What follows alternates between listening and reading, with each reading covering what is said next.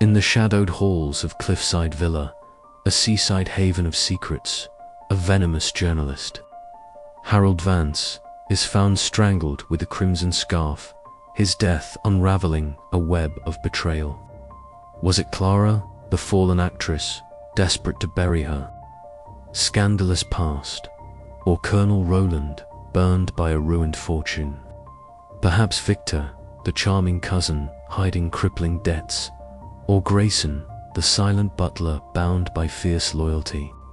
As the sea whispers truths, Miss Jane Marple, with her gentle gaze and razor-sharp mind, unveils a killer's deadly performance, where fear, pride, and a haunting lavender scent conceal a truth too dangerous to stay hidden.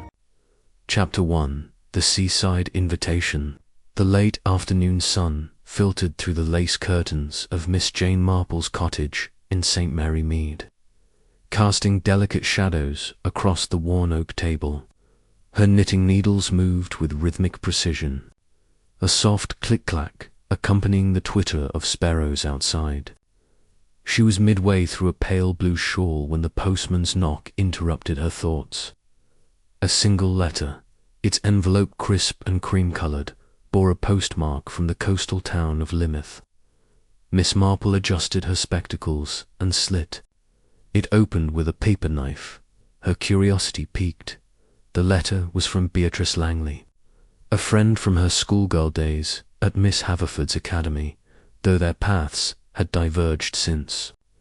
Beatrice, widowed 5 years prior, now resided at Cliffside Villa, a seaside estate inherited from her late husband.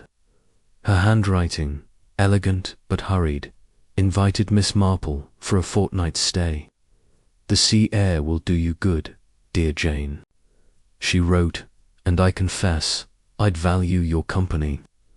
We have a guest who's proving difficult." The word difficult was underlined twice, a subtle cry for help that Miss Marple's sharp eyes did not miss. She folded the letter, her mind already turning over possibilities. A troublesome guest. That, she thought, was a matter worth investigating by the following noon. Miss Marple was aboard a train, her modest suitcase stowed above and a copy of the Times unopened on her lap. She preferred to watch her fellow passengers, a young mother soothing a fretful child, a solicitor frowning over document siege, a small study in human nature. The journey to Lymouth passed swiftly, and soon she was in a hired car, winding along cliffs where gulls wheeled against a slate-grey sky. Cliffside Villa came into view, a handsome, whitewashed structure with tall windows and ivy creeping up its walls, perched precariously above the churning sea. Its beauty was undeniable, yet there was a starkness to it, as if the house itself held secrets. Beatrice greeted her at the door, her face lined but warm, though her smile faltered under the weight of some unspoken worry. "Jane, how good of you to come," she exclaimed, clasping Miss Marple's hands. Her greying hair was neatly pinned, but her eyes darted toward the hall, betraying unease. She led Miss Marple to an airy drawing-room where tea was laid out, scones, clotted cream, and a silver pot steaming gently. As they settled, Beatrice's chatter about the weather and local gossip felt forced, her fingers twisting a laced handkerchief. The household, Beatrice explained, was small but lively. Her brother, Colonel Roland Langley, had retired from the army and joined her at the villa, bringing with him a brusque manner and a fondness for order. Clara Beaumont, Beatrice's younger sister, had returned after years on the London stage. Her career abruptly ended by circumstances Beatrice left vague. Victor Crane, a distant cousin, was visiting, his charm a counterpoint to his aimless lifestyle.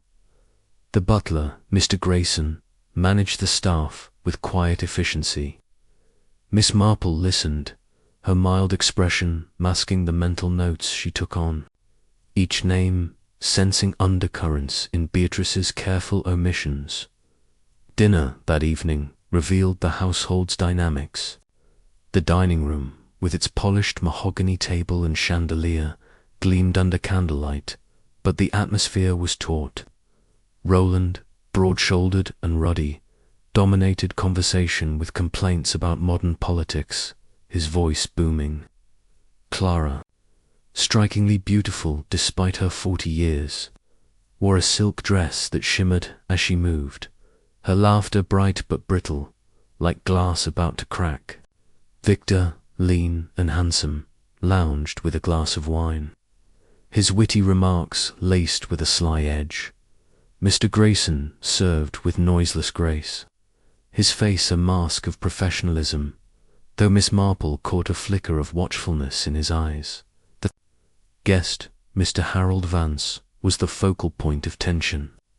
A journalist in his late 30s, he had a lean face, sharp eyes, and a smile that suggested he knew more than he said.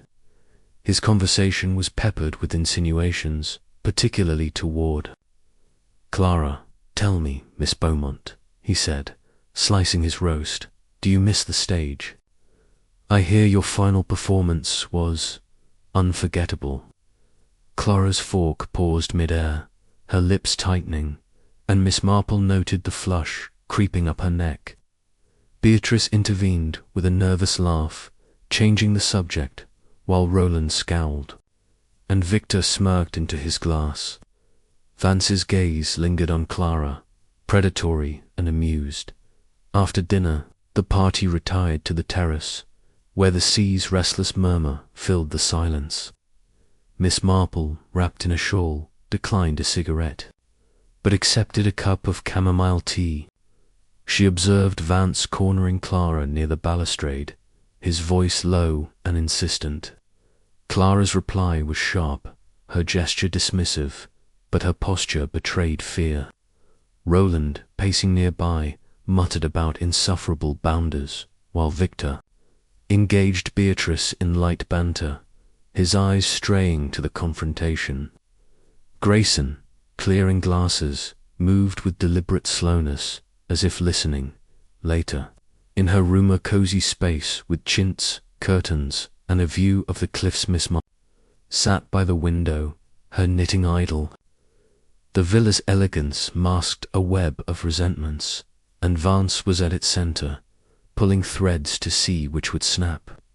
She recalled Beatrice's letter, the underlined word difficult, and sensed a storm brewing.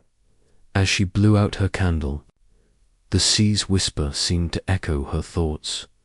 Trouble was afoot, and she would need all her wits to unravel it.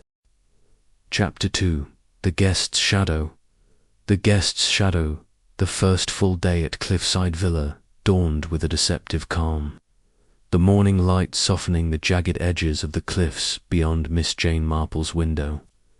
She rose early, as was her habit, and dressed in a sensible tweed skirt and lavender cardigan, her movements precise despite the faint ache in her joints.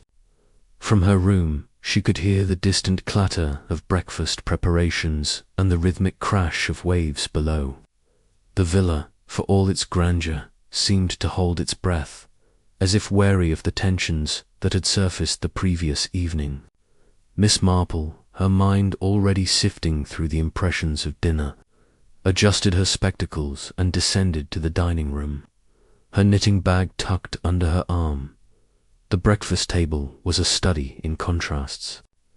Beatrice Langley, presiding over the silver coffee pot, wore a strained smile, her hands fluttering as she offered toast and marmalade. Colonel Roland Langley, his moustache bristling, buried himself in a newspaper, grunting at intervals as if the world's affairs personally offended him. Clara Beaumont, in a flowing robe of emerald silk, sipped her tea with an air of studied nonchalance, though her eyes flicked nervously toward the door. Victor Crane, impeccably dressed in a linen suit, lounged with a cigarette, his easy banter filling the silences.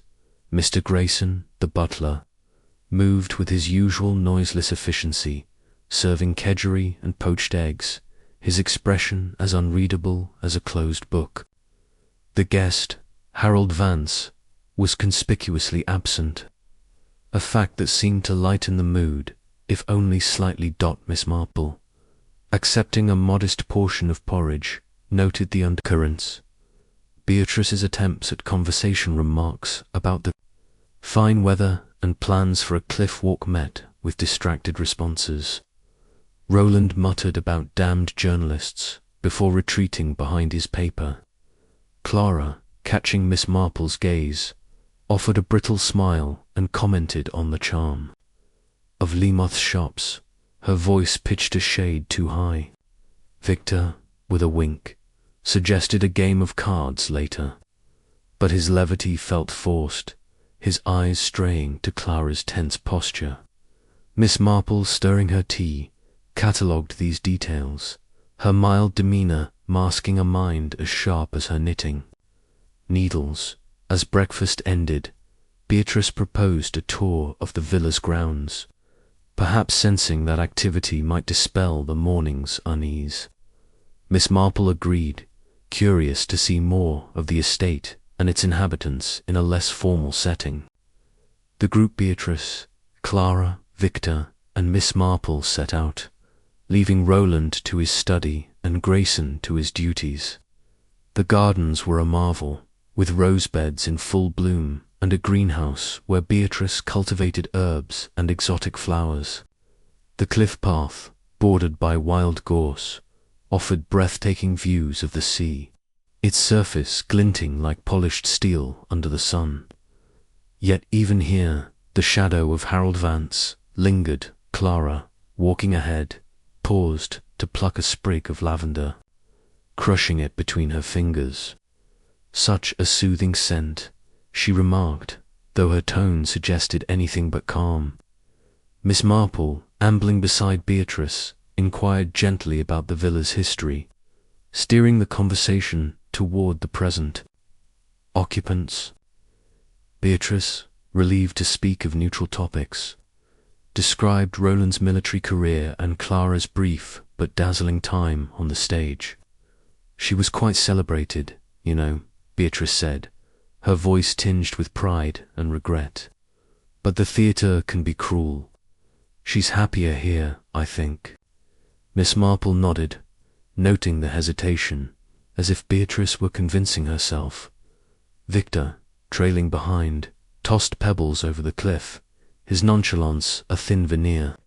When Miss Marple asked about his visits to Lymouth, he grinned. Oh, I come for the sea air and Beatrice's hospitality. Family, you know, keeps one grounded. His words were smooth, but his glance at Clara, who had drifted toward a bench overlooking the sea, held a calculating edge. Miss Marple, pretending to admire a cluster of daisies, wondered what debts or desires bound Victor to the Langleys. The walk concluded at the terrace, where tea was served under a striped awning. Harold Vance appeared at last, his arrival casting a pall over the group. He wore a tailored jacket and a smirk, his eyes sweeping the company as if assessing their weaknesses. "A fine morning for secrets, isn't it?" he said, accepting a cup from Beatrice with a mocking bow. Clara stiffened, her teacup clattering against its saucer. Beatrice, flustered, murmured about the view, while Victor lit another cigarette, his smile tight. Miss Marple, knitting a row of pearl stitches, observed Vance's deliberate provocations, sensing he relished the discomfort he caused. Vance's conversation was a masterclass in veiled barbs. To Clara, he remarked, "I was reading an old theatre review last night. Cure Carmen was quite the sensation. Pity about the aftermath." Clara's lips parted, but no sound came. Her fingers twisted the lavender sprig until it crumbled. To Victor, he said, "You must tell me about your latest venture, Crane. I hear you're a man of many talents, if few successes." Victor laughed, but his knuckles whitened around his cigarette case. Beatrice, desperate to restore harmony, suggested a visit to the village, but Vance declined, claiming a headache. "I'll rest," he said, "and perhaps dig into some local history." His tone implied a threat, and Miss Marple noted the fear in Clara's eyes, the irritation in Victor's, and the anxiety in Beatrice's. As Vance retreated indoors, the group dispersed.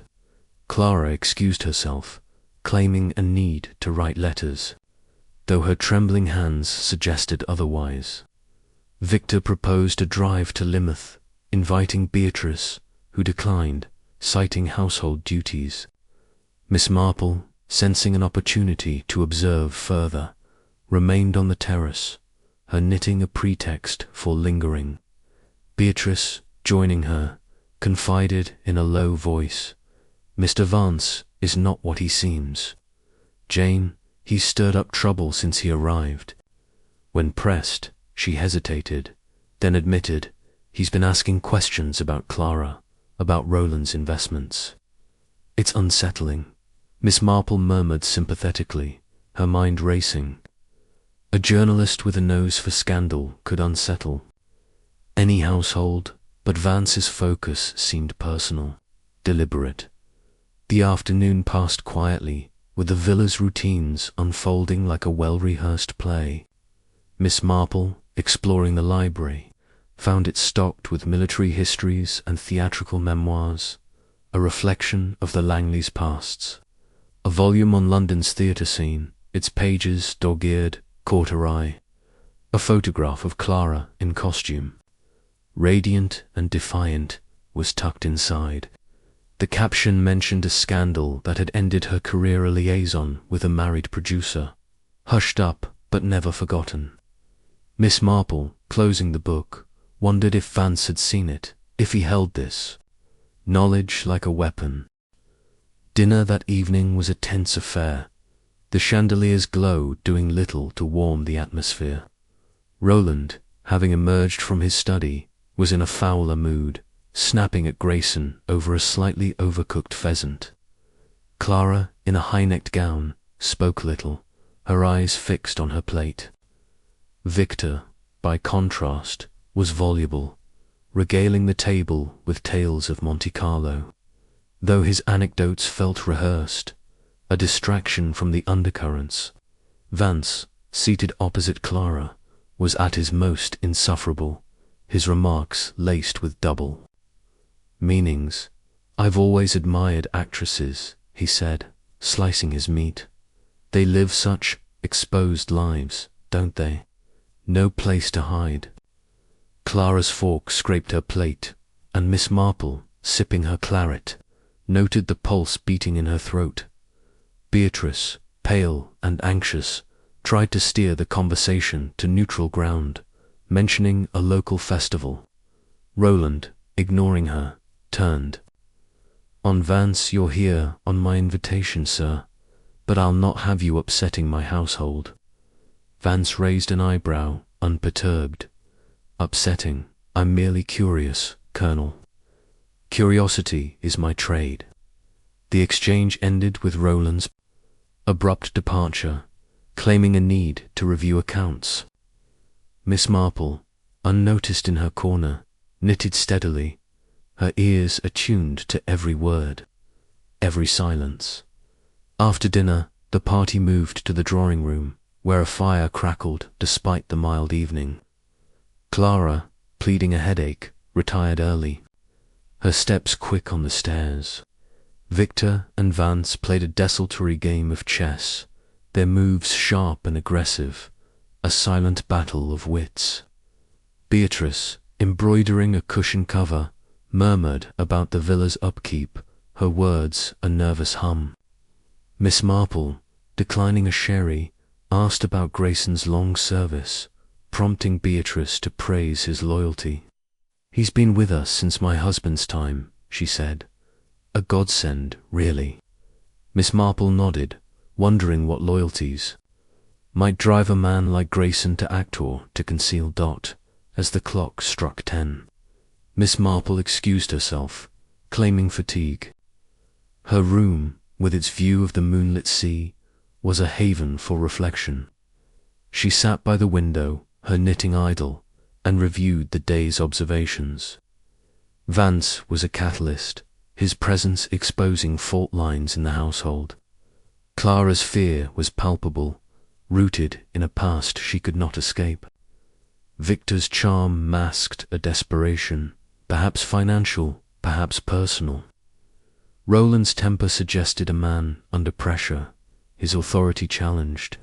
Beatrice, caught in the middle, was a reluctant witness to her family's unraveling, and Grayson, with his silent vigilance, was a puzzle in himself. His role unclear but significant.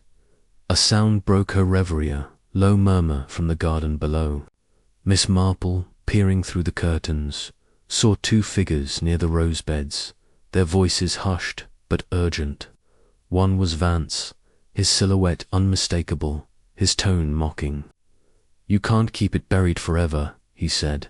"The truth has a way of surfacing." The other voice, feminine and sharp, retorted, "You'll regret this, Harold." Was it Clara? The words were too faint to be sure, but the anger was clear. The figures parted, one retreating toward the house, the other vanishing into the shadows. Miss Marple, closing the curtains, felt a chill despite the warm night. The villa's secrets were stirring, and she sensed they would not stay hidden. Long, she climbed into bed, her mind alert despite the late hour. Vance's provocations were deliberate, aimed at specific targets: Clara's past, Victor's failures, Roland's pride. But why? Blackmail, revenge, or simple malice? Miss Marple, pulling the quilt higher, recalled a similar case in St. Mary Mead, where a spiteful letter-writer had unravelled a family. Vance, she suspected, was more dangerous, his motives tangled in the villa's history. As sleep claimed her, the sea's restless murmur seemed to whisper a warning. The guest's shadow was long, and its reach was deadly. Chapter 3. The morning's horror. The second dawn at Cliffside Villa broke with a deceptive serenity. The sky a pale wash of pink and gold over the restless sea. Miss Jane Marple, accustomed to rising with the light, was already dressed in a neat grey frock, her white hair pinned precisely beneath a modest hat. She sat by her window, her knitting needles idle for once, as she reviewed the previous day's observations, Harold Vance's barbed remarks, Clara Beaumont's barely concealed panic, Victor Crane's calculated charm, and the under of unease that rippled through the Langley household. The overheard exchange in the garden, with its veiled threats, lingered in her mind, a puzzle piece yet to find its place. She was about to descend for breakfast when a piercing scream shattered the morning's quiet, echoing through the villa's high ceilings. Miss Marple, her heart quickening but her demeanour calm, set aside her knitting bag and opened her door. The corridor was alive with hurried footsteps and raised voices. Beatrice Langley, her face ashen and her dressing gown hastily tied, emerged from the stairwell, her eyes wide with terror. "Jane," she gasped, clutching Miss Marple's arm. "It's Mr. Vance, he's dead. In the guest room, oh, it's dreadful." Her words tumbled out, disjointed, as she led Miss Marple toward the east wing, where a small crowd had gathered outside a polished oak door. Inside the guest room, the scene was one of stark horror. Harold Vance lay sprawled across a Persian rug, his body twisted in an unnatural angle, his face a grotesque mask of purple and blue. A silk scarf, vibrant with shades of crimson and gold, was knotted tightly around his neck, its ends trailing like a sinister banner. His eyes, wide and glassy, stared at the ceiling, and his hands, one clutching the scarf, were rigid in death's grip. The room itself was orderly, the bed untouched, its linens crisp, suggesting Vance had not slept. A single window stood ajar.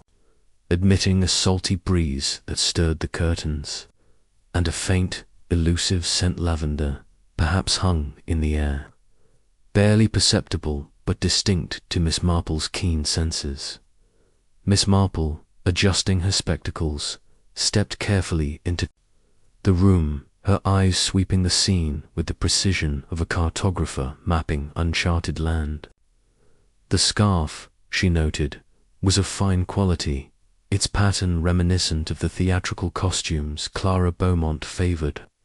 The open window, its latch unfastened, suggested a possible intruder, yet the sill bore no obvious marks of entry. A crystal tumbler on the bedside table, half filled with amber liquid, caught her attention, as did a small silver cigarette case, monogrammed with Vance's initials, lying near his outstretched hand. She made no move to touch anything, aware that the police would soon take charge, but her mind catalogued each detail, filing it away for later scrutiny. Beatrice, trembling at the threshold, was joined by Colonel Roland Langley, his face flushed with a mix of shock and indignation. "Good God, what's happened here?" he barked, his military bearing faltering as he took in the scene. Clara Beaumont appeared next, her silk robe slipping from one shoulder, her beauty marred by a pallor that made her look almost spectral. She gasped, one hand flying to her mouth, and swayed as if she might faint. Victor Crane, arriving last, leaned against the doorframe, his usual nonchalance replaced by a grim curiosity. "Well, someone's done for him," he murmured, lighting a cigarette with a hand that shook slightly. Mr. Grayson, the butler, stood apart, his face impassive, though Miss Marple caught a fleeting tightening of his jaw as he surveyed the body. The household's stunned silence was broken by the arrival of the local police, summoned by a quick-thinking maid. Inspector Harris, a lean man with a methodical air and a notebook already in hand, entered with a doctor, a grey-haired practitioner, named Dr. Ellison. The doctor knelt beside Vance, his fingers probing the neck and wrists with clinical detachment. "Strangulation," he pronounced after a moment, his voice matter-of-fact. "Death occurred between midnight and 2 a.m., I'd wager." The scarf was the weapon tight enough to crush the windpipe. "No other obvious injuries, Inspector?"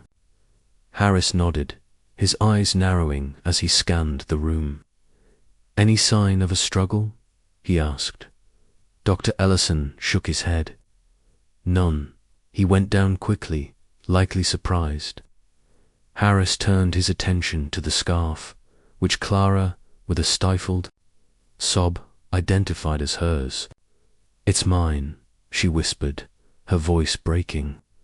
"I wore it yesterday, but I left it in the drawing room, I swear I did." Her eyes darted to the others, seeking reassurance, but found only suspicion. Roland snorted, muttering about careless habits, while Victor raised an eyebrow, his expression unreadable. Beatrice, wringing her hands, urged Clara to sit, but the younger woman shook her head, her fingers twisting together in agitation. Miss Marple, standing quietly near a bookcase, noted Clara's distress, but also her poise, as if a part of her were performing for an unseen audience.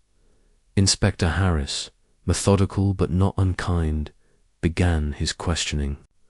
Beatrice, as mistress of the house, went first, her account faltering but clear.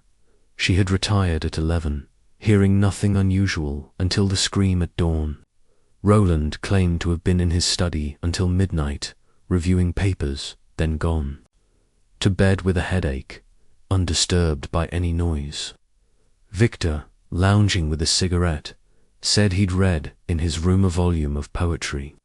He added with a faint smirk until falling asleep around 1. Clara, her voice unsteady, admitted to a brief walk in the garden after dinner, seeking air, but insisted she was in bed by 10:30.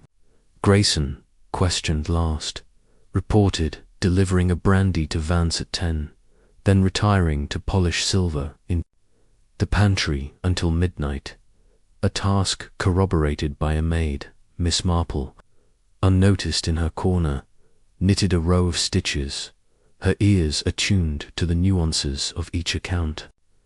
Roland's bluster hid a nervousness, his hands clenching as he spoke. Victor's casualness seemed rehearsed, his poetry alibi too convenient.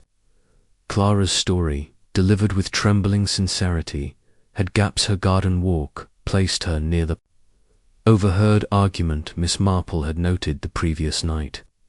Grayson's precision was almost too perfect, his loyalty to the Langleys, a potential shield for secrets.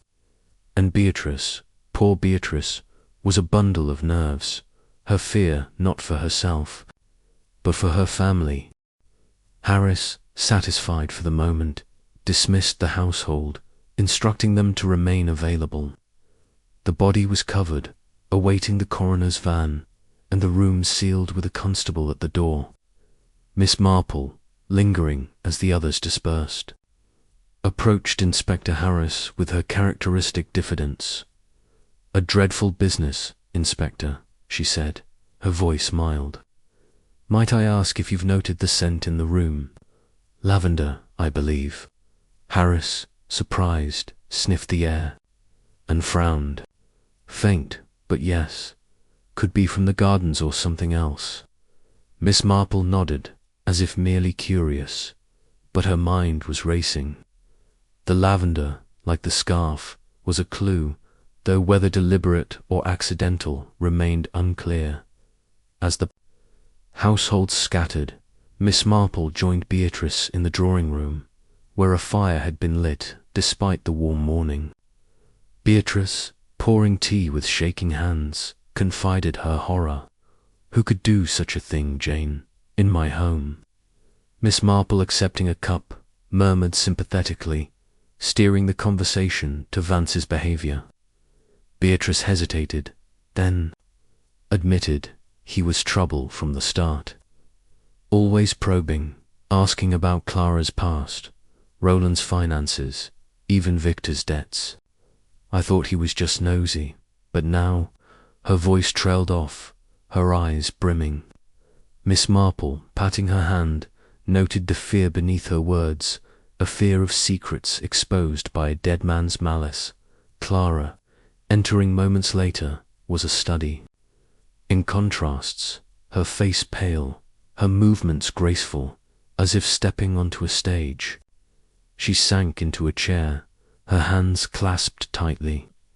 "They all think I did it," she whispered, her voice low. "That scarf, it's mine, but I didn't touch him, Jane, I swear." Miss Marple, her eyes gentle but probing, asked about the scarf's whereabouts. Clara frowned, recalling leaving it on a sofa after tea. "Anyone could have taken it," she said, but her tone wavered, as if she doubted her own words. Miss Marple, noting the bracelet on Clara's wrista, silver piece with a hooked clasp, wondered if it might match the faint scratch she'd glimpsed on the windowsill, though she said nothing, merely nodding encouragingly. Roland stormed in, interrupting their exchange. "This is a damned outrage," he bellowed, pacing before the fireplace. "Vance was a cad, but murder. In my sister's house." His outrage seemed genuine, yet Miss Marple detected a defensive edge, as if he feared scrutiny. When she mentioned the open window, suggesting an intruder, Roland seized on it. "Exactly. Some vagrant, no doubt. The cliffs are riddled with paths easy enough to slip in." His theory, delivered with military certainty, rang hollow to Miss Marple, who recalled the window's clean sill and the absence of footprints in the dew-soaked grass below. Victor, sauntering in with a cigarette, offered a different perspective. "Vance made enemies wherever he went," he said, exhaling a plume of smoke. "Maybe one caught up with him." His tone was light, but his eyes, meeting Miss Marple's, held a flicker of unease. She asked, casually, about his reading the previous night, and he described a volume of Shelley, claiming it kept him up late. Miss Marple, who had glimpsed his bedside table bare of any books, smiled benignly. Filing this discrepancy away, Grayson, summoned to refresh the tea, moved with his usual precision, but Miss Marple noted a stiffness in his posture, as if the morning's events had shaken even his iron reserve. When she complimented his efficiency, he inclined his head, murmuring, "Duty, Miss Marple, is its own reward."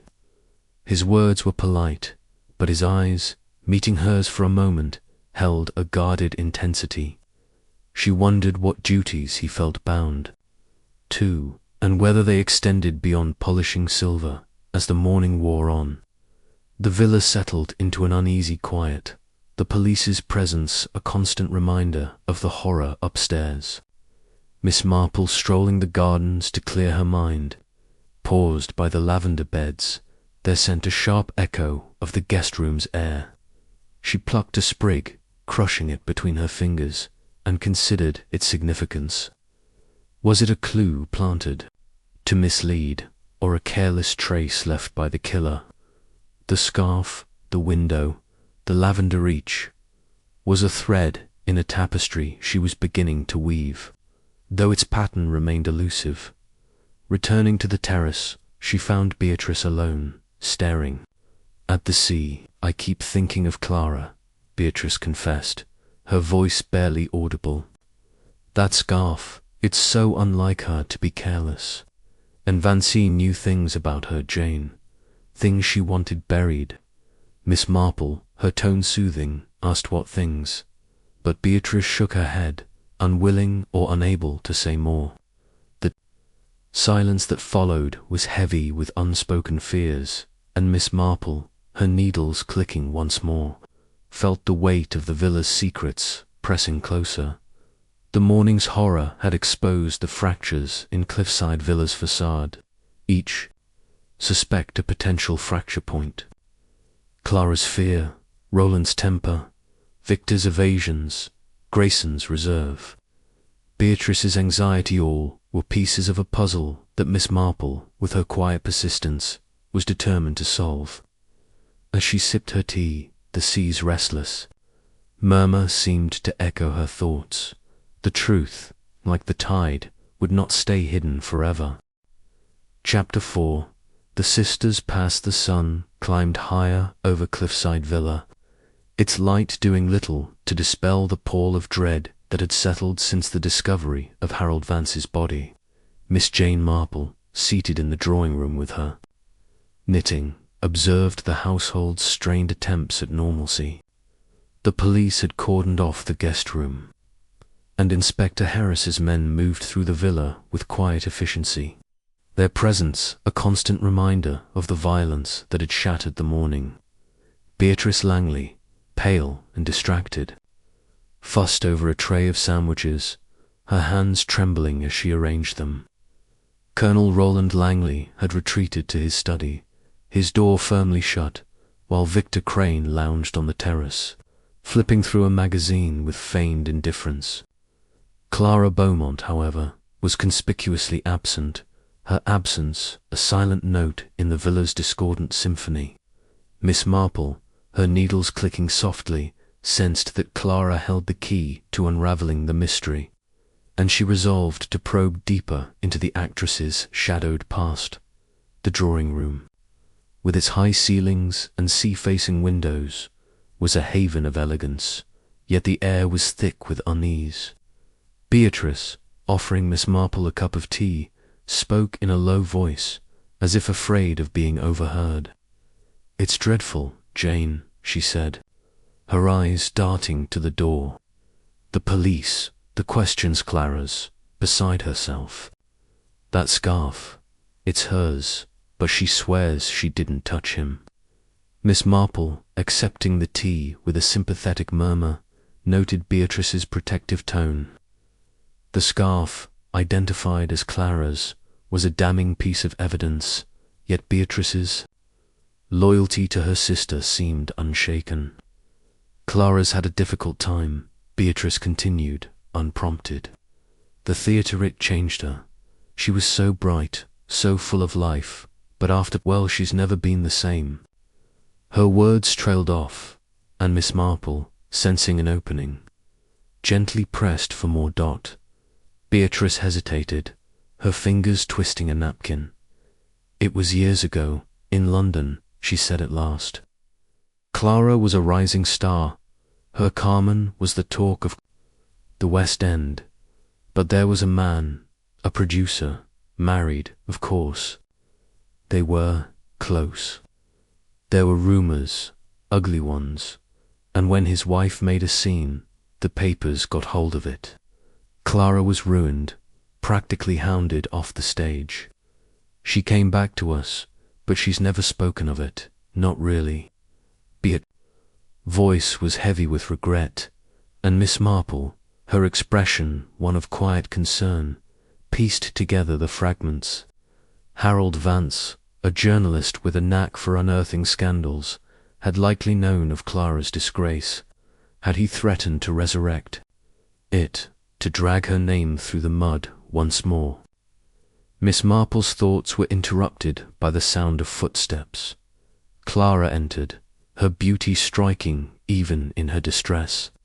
She wore a simple dress of navy blue, its severity accentuating her pallor, and her dark hair was pinned loosely, as if she'd dressed in haste. Her eyes, red-rimmed, met Miss Marple's, and she offered a wan smile. "I couldn't stay in my room," she said, sinking into a chair. "The silence, it's worse than the questions." Beatrice, hovering, urged her to eat, but Clara waved. The sandwiches away, her hands restless in her lap. Miss Marple, setting aside her knitting, spoke softly. "It must be a terrible shock, my dear, to lose a guest in such a way, and under your roof." Her tone was kind, inviting confidence, and Clara's guard seemed to lower, if only slightly. "I didn't know him well," Clara said, her voice low. "He was Roland's guest, not mine. But he knew things, Miss Marple. Things about me." She paused, her fingers tracing the edge of her sleeve, and Miss Marple, with the patience of one accustomed to waiting for truths to surface, nodded encouragingly. "He came to me 2 days ago," Clara continued, her words halting. "After dinner, in the library. He said he was writing a piece, a retrospective on the theatre. He mentioned my name, my past.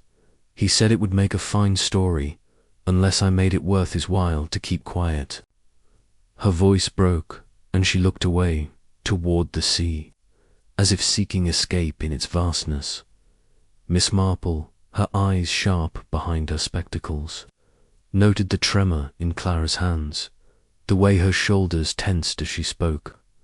Blackmail, then, was Vance's gamer, cruel leverage of old wounds for profit.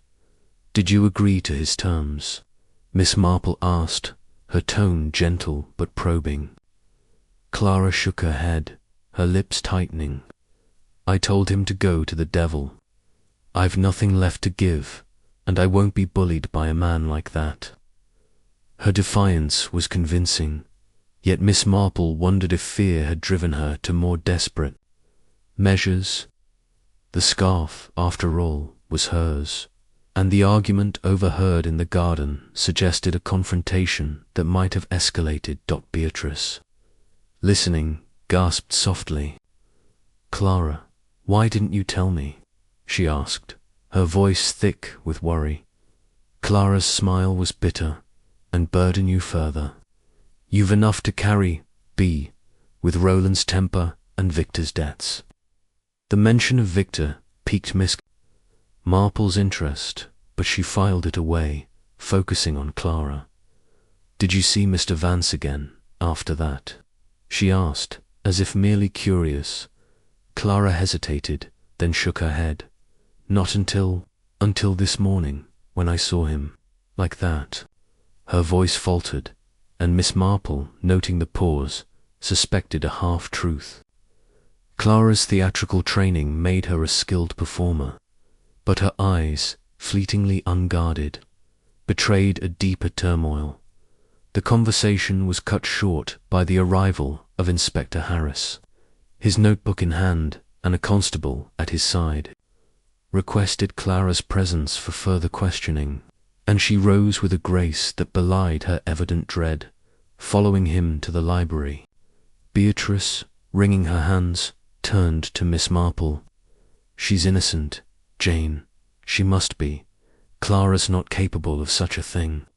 Miss Marple, patting her friend's arm, murmured reassurances, but her mind was elsewhere, piecing together the threads of Clara's story. The scandal, the blackmail, the scarf all pointed to a motive, yet the picture was incomplete. The other players in the villa's drama still to be examined. Seizing the opportunity to explore, Miss Marple excused herself and wandered toward the library, ostensibly to retrieve a book. The door was ajar, and she caught snippets of Harris's questioning. "You say you left the scarf in the drawing room," he was saying, his tone measured, yet it was found in Vance's hand. "Can you explain that, Miss Beaumont?" Clara's reply was faint, insistent. "I can't. Someone must have taken it, anyone could have." Harris's silence suggested skepticism, and Miss Marple, stepping away, felt a pang of sympathy for Clara, tempered by the nagging sense that she was withholding something. The villa's corridors, lined with portraits of stern Langley ancestors, seemed to watch Miss Marple as she moved toward the greenhouse, where Beatrice had mentioned cultivating herbs. The glass structure was a haven of green, its air heavy, with the scents of rosemary, thyme, and lavender. Miss Marple, examining the neatly labeled pots, noted a small shelf where Beatrice kept essential oils, including a vial of lavender extract. It was half empty, its stopper slightly askew, as if recently used. The scent in Vance's room, faint but distinct, came to mind, and Miss Marple wondered if it was a deliberate clue or an accidental trace. She pocketed a sprig of lavender, intending to test its potency later, and returned to the house, her thoughts turning to the other suspects. Roland Langley emerged from his study as she passed, his face thunderous. "This is a circus," he growled, pausing when he saw Miss Marple. "No offense, Miss Marple, but the police are wasting time. It's obvious some outsider did this, a thief, perhaps, caught by Vance." His theory, delivered with military certainty, echoed his earlier insistence on vagrants. But Miss Marple, with a polite smile, asked about Vance's purpose at the villa. Roland's eyes narrowed. "Business," he said curtly. "He had some fool scheme about investments. Lost me a packet, the scoundrel." His bitterness was palpable, and Miss Marple, noting his strong hands and quick temper, considered whether his grudge against Vance might have boiled over into violence. Victor Crane, encountered on the terrace, was a contrast in demeanour, his smile as easy as ever, though his eyes held a wary glint.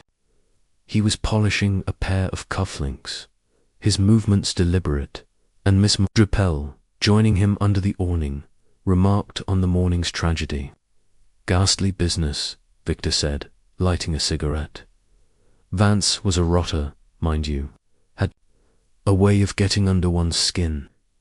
When Miss Marple inquired about his own interactions with Vance, Victor shrugged. "He liked to needle me about my financial situation. Said he might write a piece on gentlemen of leisure. All talk, of course." His laugh was too quick, and Miss Marple, recalling his debts mentioned by Clara, wondered if Vance's threats had struck a deeper nerve.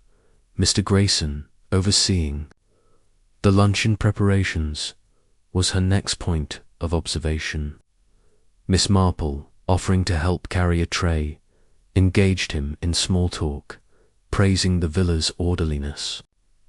Grayson's response was formal, his voice clipped. "I do my best, Miss Marple. The Langleys deserve no less." When she mentioned the scarf, casually, his hand paused on a decanter, a fleeting hesitation. "Miss Beaumont is fond of such accessories," he said, his tone neutral. "They're kept in the linen closet, accessible to all." His words were careful, but Miss Marple, noting his proximity to the guest room via the back staircase, wondered if his loyalty to the family might extend to shielding one of them, or to settling a score of his own. Luncheon was a subdued affair. The household gathered under the weight of suspicion. Clara returned from her questioning, picked at her food, her eyes downcast. Roland, glowering, spoke little, while Victor's attempts at levity fell flat. Beatrice, ever the hostess, tried to maintain civility, but her voice trembled. Miss Marple, eating sparingly, observed the dynamics. Clara's isolation, Roland's defensiveness, Victor's calculated ease, Grayson's silent vigilance. The lavender sprig in her pocket seemed to pulse with significance, a clue linking the crime to the villa's secrets. After the meal, Miss Marple retired to the library, seeking a moment to reflect. She found a volume on theatrical history, its pages marked with references to Clara's career. A faded clipping described her fall from grace, the scandal that had ended her dreams. The producer's name, a minor detail, was familiar. Had Vance known him, perhaps? The thought was speculative, but Miss Marple tucked it away, her mind weaving connections.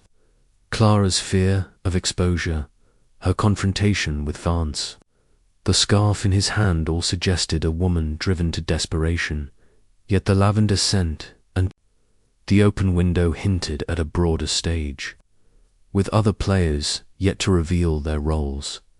As the afternoon waned, Miss Marple strolled the cliffs, the sea's restless murmur a counterpoint to her thoughts. Clara's past was a wound reopened by Vance's cruelty, but was it enough to drive her to murder? Roland's anger, Victor's debts, Grayson's loyalty each offered a motive, a possibility. The villa, with its polished surfaces and hidden currents, was a microcosm of human frailty, and Miss Marple, her eyes fixed on the horizon, felt the truth drawing closer, like the tide creeping up the shore. Chapter 5.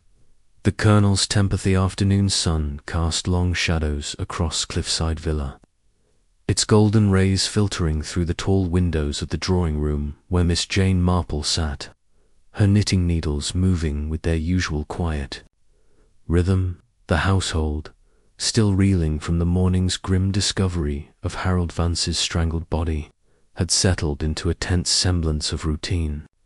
The police, under Inspector Harris's steady command, continued their inquiries, their footsteps echoing through the villa's polished corridors. Beatrice Langley, ever the dutiful hostess, busied herself with correspondence, her pen scratching nervously across paper. Clara Beaumont had retreated to her room, claiming exhaustion, while Victor Crane lingered on the terrace, his cigarette smoke curling into the sea air.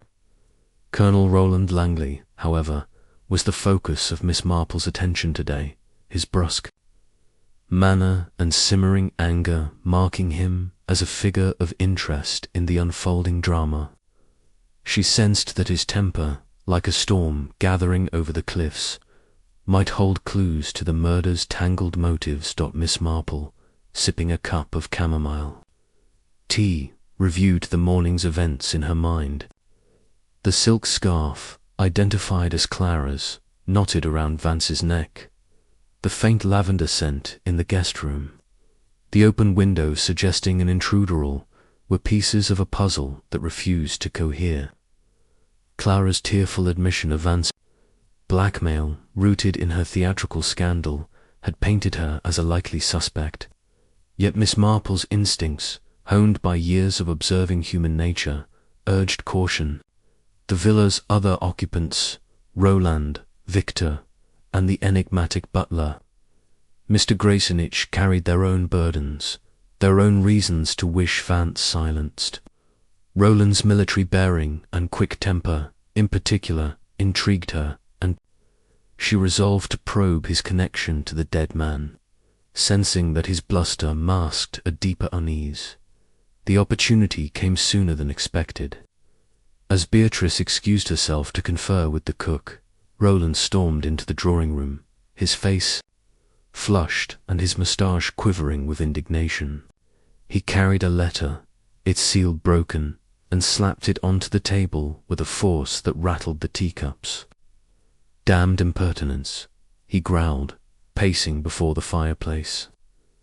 "The police have the gall to question my movements, as if I were some common thug." Miss Marple, her expression one of mild concern, set aside her knitting and offered a sympathetic murmur. "It must be most trying, Colonel," she said, her voice soothing. "The police do cast a wide net, but I'm sure they mean no disrespect." Her words, carefully chosen, seemed to mollify him, and he sank into a chair, rubbing his temples. "They're barking up the wrong tree," Roland muttered. Vance was a scoundrel, anyone could see that. Likely some outsider he crossed, sneaking in through that window. His insistence on an intruder echoed his earlier assertions. But Miss Marple noted a defensive edge, as if he were convincing himself as much as her. She steered the conversation gently, asking about Vance's purpose at the villa. Roland's eyes narrowed, his fingers drumming on the armrest. "Business," he said curtly. He claimed to have a venturesome publishing scheme, said it'd make a fortune. I invested, like a fool, and lost a tidy sum when it collapsed. The man was a liar, Miss Marple, plain and simple. His voice rose, and Miss Marple, nodding thoughtfully, filed away this revelation. A financial loss, coupled with wounded pride, could stoke a man's anger to dangerous heights. Roland's tirade was interrupted by the arrival of Inspector Harris, who requested a private word in the library. Roland rose, his jaw tight, and followed the inspector, leaving Miss Marple alone with her thoughts. She retrieved her knitting, her needles resuming their steady click, but her mind was elsewhere, turning over Roland's words. His military career, marked by discipline and command, suggested a man accustomed to control. Yet Vance's deceit had undermined him, exposing a vulnerability. Could that humiliation have driven him to violence? His strong hands, she noted, were capable of wielding a scarf with lethal force. And his study, near the guest room, placed him conveniently close to the crime scene. Seizing the moment, Miss Marple decided to explore the villa's layout, hoping to clarify the geography of the murder. She wandered the east wing, her steps slow and deliberate, as if admiring the decor. The guest room, now sealed by police tape, was at the end of a corridor flanked by Roland's study and a small sitting room. A back staircase, narrow and dimly lit, descended to the servants' quarters, offering discreet access to the upper floors. Miss Marple paused at the study door, which stood ajar, revealing a clutter of papers, a decanter of whiskey, and a faint trace of lavender perhaps, from a sachet, she mused, though the scent recalled the guest room's air. She made no move to enter, aware that Harris's men were vigilant. But the proximity of Roland's sanctum to Vance's room was a point worth noting. Her exploration was cut short by Victor Crane, who appeared at the corridor's end, his smile as disarming as ever. "Lost, Miss Marple?" he teased, lighting a cigarette, "or playing detective?"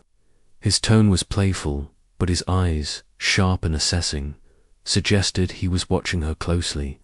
Miss Marple, with a self-deprecating laugh, admitted to admiring the villa's architecture, then deftly shifted the conversation to Roland. "The Colonel seems most upset," she said, her voice innocent. "I suppose Mr. Vance's schemes tried his patience." Victor exhaled a plume of smoke, his expression guarded. "Roland's not one for being played the fool," he said. "Vance had a knack for riling him, kept needling him about that failed deal. Not wise, if you ask me." His words, casual but pointed, confirmed Roland's grudge, and Miss Marple, thanking him, filed this away, noting Victor's knack for deflecting attention from himself. Back in the drawing room, Miss Marple found Beatrice, who had returned from the kitchen, her face etched with worry. "Roland's in a state," Beatrice confided, pouring fresh tea. "He's always been hot-headed, but it's too much." Miss Marple, accepting a cup, asked about Roland's relationship with Vance, framing it as concern for his distress. Beatrice sighed, her fingers twisting a handkerchief. They met through a mutual acquaintance, some club in London. Roland thought Vance was a sharp businessman, but the deal went sour, something about a magazine that never launched. Roland lost thousands, and he's been bitter ever since. He only invited Vance here to confront him, to demand repayment, but it went nowhere.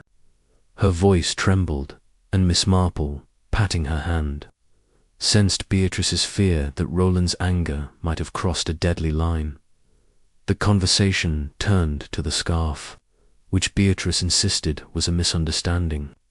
"Clara's careless with her things," she said, "but she'd never, not murder."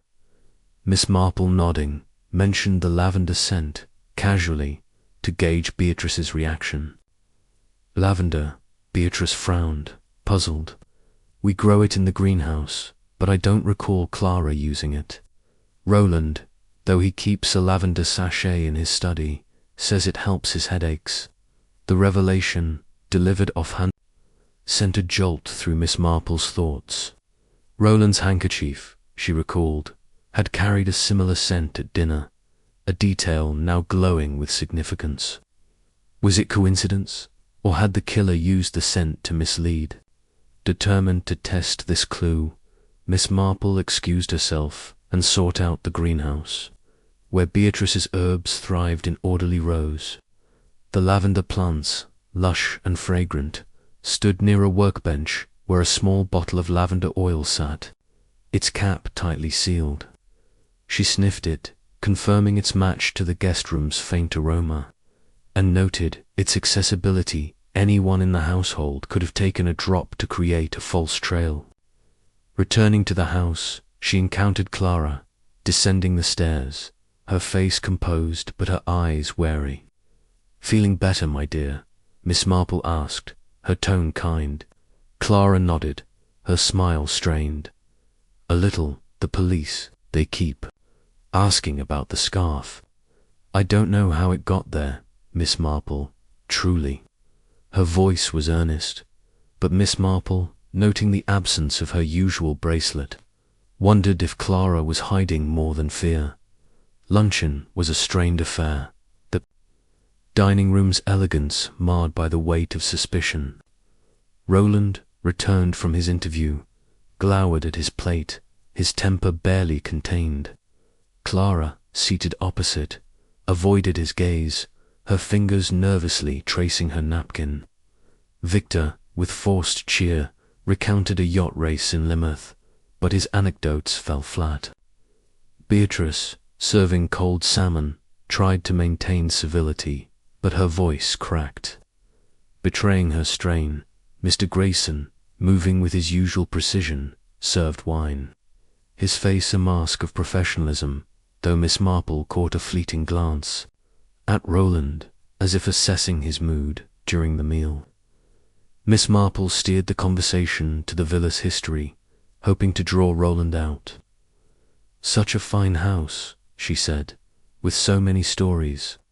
You must have seen much in your travels." Colonel Roland, softening slightly, spoke of his army days, his voice warming as he described campaigns in India.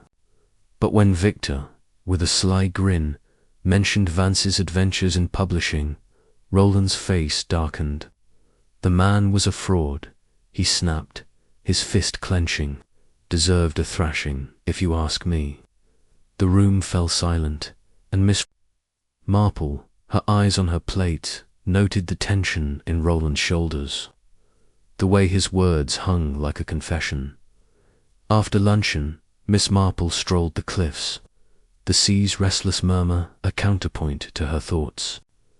Roland's temper, fueled by financial loss and wounded pride, was a potent motive, and his proximity to the guest room, coupled with the lavender scent, placed him firmly in the frame.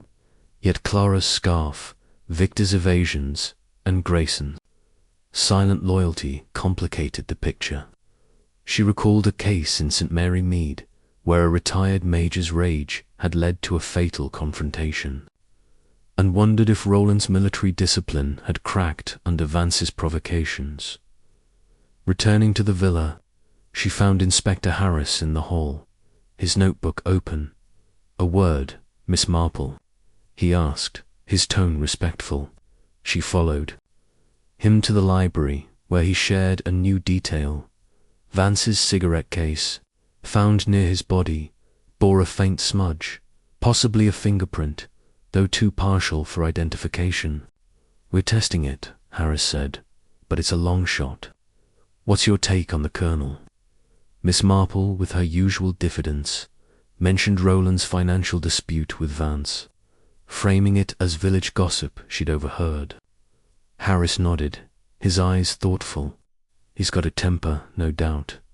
Claims he was in bed by 11, but no one can confirm it." Miss Marple, saying nothing, felt the puzzle's edges sharpening.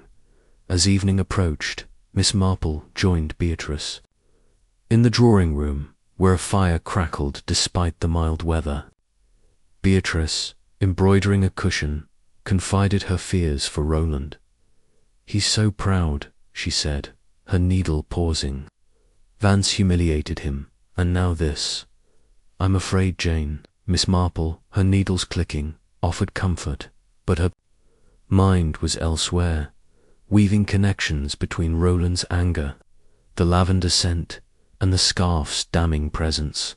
The villa, with its polished surfaces and hidden currents, was a stage for human frailty, and Miss Marple, her eyes fixed on the flames, felt the truth drawing closer, like the tide creeping up the shore. Chapter 6. The cousins' charm. The late afternoon light bathed Cliffside Villa in a golden haze, softening the stark lines of its whitewashed walls and casting long shadows across the manicured lawns. Miss Jane Marple, seated on the terrace with her knitting, observed the subtle shifts in the household's mood as the shock of Harold Vance's murder began to settle into a wary unease. The police, under Inspector Harris's methodical direction, continued their inquiries, their presence a quiet hum beneath the villa's forced civility. Beatrice Langley flitted between tasks, her nervous energy betraying her struggle to maintain order. Colonel Roland Langley, his temper barely contained, had taken to pacing the cliffs, his silhouette a brooding presence against the sea. Clara Beaumont remained secluded, her absence a silent accusation. Mr. Grayson, the butler, moved with his customary precision, his face a mask of professionalism. But it was Victor Crane, the charming cousin, who now drew Miss Marple's attention, his easy smile and calculated nonchalance hinting at depths yet to be plumbed. Miss Marple, her needles clicking a steady rhythm, reviewed the tapestry of clues woven thus far. The crimson and gold scarf, Clara's, knotted around Vance's neck. The faint lavender scent in the guest room, possibly linked to Roland's study. The open window, a stage distraction or a genuine entry point, pointed to a crime both calculated and personal. Clara's blackmail fears, rooted in her theatrical scandal, and Roland's financial humiliation advances hands offered. Compelling motives, yet Miss Marple's instincts, honed by years of unraveling village intrigues, urged her to look beyond the obvious. Victor, with his polished manners and vague profession, was an enigma, his charm a veneer that might conceal a sharper edge. She resolved to probe his role in the villa's drama, sensing that his presence, like a subtle undertow, could shift the currents of suspicion. The opportunity arose as the household gathered for tea on the terrace, a ritual Beatrice insisted on despite the day's grim events. The table, set with bone china and a silver urn, overlooked the sea, its restless waves a counterpoint to the forced pleasantries. Beatrice poured tea with trembling hands, her chatter about the local flower show strained. Roland, joining reluctantly, scowled into his cup, his earlier pacing having done little to soothe his temper. Clara, persuaded to appear, sat pale and silent, her eyes fixed on the horizon. Victor, by contrast, was in his element, his linen suit immaculate, his conversation light and engaging. He regaled the group with a tale of a Monte Carlo casino, his laughter infectious, though Miss Marple noted the way his eyes darted to Clara, then to Roland, as if gauging their reactions. Miss Marple, accepting a scone with a murmur of thanks, steered the conversation to Victor's travels, her tone one of polite curiosity. "You must have seen such fascinating places, Mr. Crane," she said, her eyes mild behind her spectacles. "Do you often visit Plymouth, or is Cliffside Villa a special retreat?" Victor's smile was disarming, his reply smooth. "Oh, I drift where the wind takes me, Miss Marple. But Beatrice's hospitality is hard to resist, family. You know, keeps one anchored." His words were warm, but Miss Marple detected a practiced quality, as if he were reciting lines. She pressed gently, asking about his acquaintance with Vance. Victor's smile tightened, his fingers pausing on his teacup. "Barely knew the chap," he said. "Met him a few times in London, through Roland. Not my sort, too fond of stirring the pot." His casual dismissal was convincing, yet Miss Marple noted the slight clench of his jaw, a telltale sign of discomfort. The tea was interrupted by Inspector Harris, who requested Victor's presence for a follow-up interview. Victor rose with a theatrical sigh, winking at Beatrice. "Duty calls, I'm afraid. Don't let the scones vanish without me." His levity drew a weak smile from Beatrice, but Miss Marple, watching him depart, sensed a calculation behind his charm. She recalled his alibi reading poetry in his room until 1 a.m., and the absence of any book on his bedside table, a discrepancy that gnawed at her. Victor's ease, she suspected, was a mask, and she resolved to peel it back, seizing the moment. Miss Marple proposed a walk along the cliff path, inviting Beatrice to join her.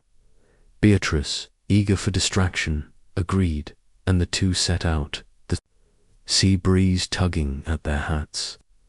The path wound past gorse and wildflowers, offering vistas of the churning waves below. Miss Marple, ambling at a leisurely pace, steered the conversation to Victor, framing her questions as idle gossip. "Your cousin seems such a lively addition to the household," she said. "Does he visit often?" Beatrice, her guard lowered. "By the fresh air side. Too often, if I'm honest, Jane. Victor's charming, but he's aimless. He's always short of funds, and I suspect he sees Cliffside as a refuge. Roland disapproves, but I can't turn him away, he's family." Her words, tinged with resignation, confirmed Clara's earlier mention of Victor's debts, and Miss Marple, nodding sympathetically, probed further. Mr. Vance seemed to know him, she ventured, as if recalling a passing remark. Beatrice's expression darkened. Vance knew everyone's weaknesses, she said bitterly. He taunted Victor about his finances. Said he'd write a piece exposing gentleman leeches. Victor laughed it off, but I could see it stung. Miss Marple, her eyes on a distant gull, filed this away. Vance's threats, it seemed, had spared no one, and Victor's carefree facade might conceal a desperation fierce enough to kill. The cliff path, she noted, passed close to the villa's east wing, where Vance's room overlooked the sea. A nimble man like Victor, familiar with the grounds, could have scaled the low balcony or used the back staircase, unseen in the nights. Shadows. Returning to the villa, Miss Marple excused herself to the library, seeking a quiet space to reflect. The room, lined with leather-bound volumes, was a haven of calm, its windows framing the cliffs. She browsed the shelves, her fingers trailing over military histories and theatrical memoirs, until a slim volume caught her larger collection of Shelley's poems, its spine pristine. Victor's alibi hinged on reading poetry, yet this book, the only one of its kind she'd seen, showed no signs of use. She opened it, finding a bookmark receipt from a London tailor, dated a month prior, with Victor's name scribbled in pencil. The discovery, small but telling, deepened her suspicion. Victor's alibi was flimsy, and his charm, she suspected, was a shield for darker impulses. Her reverie was broken by Clara, who entered, her face drawn but composed. "Hiding from the police, Miss Marple?" she asked, her smile faint. Miss Marple, returning the book to its shelf, laughed softly. "Merely indulging my love of books, my dear. And you feeling a bit stronger?" Clara nodded, sinking into a chair. "I'm trying. The questions never stop about the scarf, about Vance. I keep saying I didn't see him that night, but—" Her voice trailed off, and Miss Marple, noting the hesitation, asked gently if Vance had mentioned Victor. Clara's eyes flickered, surprised. "He did, actually. Said Victor was a parasite, living off Beatrice's generosity. He threatened to publish it, to shame him. Victor just laughed, but I could tell he was furious." Her words, delivered with a shiver, added weight to Victor's motive, and Miss Marple, murmuring comfort, tucked this away. The afternoon waned, and Miss Marple, seeking fresh air, wandered to the greenhouse where Beatrice's herbs flourished. The lavender plants, their scent potent, reminded her of the guest room's faint aroma. She examined the oil vial again, noting its secure cap, but recalled the open window and wondered if the scent was a deliberate misdirection. Perhaps by someone like Victor, whose familiarity with the villa's nooks made him adept at staging a scene. Returning to the terrace, she found Victor, back from his interview, sipping a gin and tonic, his smile as bright as ever. "Care to join me, Miss Marple?" he offered, gesturing to a chair. She declined the drink, but accepted the seat, her knitting resuming its rhythm. Their conversation was light at first village life. The sea's beauty, but Miss Marple, with her knack for gentle probing, mentioned Vance's provocations. "He seemed to unsettle everyone," she said, her tone innocent. "Even you, I dare say." Victor's laugh was easy, but his eyes narrowed slightly. Vance was a pest, no question. Liked to play the bully with his little secrets. But I've dealt with worse." His nonchalance was convincing, yet Miss Marple, recalling the tailor's receipt, pressed further. "You were reading Shelley, you said, that night. Such a soothing choice." Victor nodded, describing a favourite poem, but his details were vague, and Miss Marple, smiling benignly, sensed he was improvising. Dinner that evening was a strained affair, the dining room's chandelier casting a harsh glow on the gathered faces.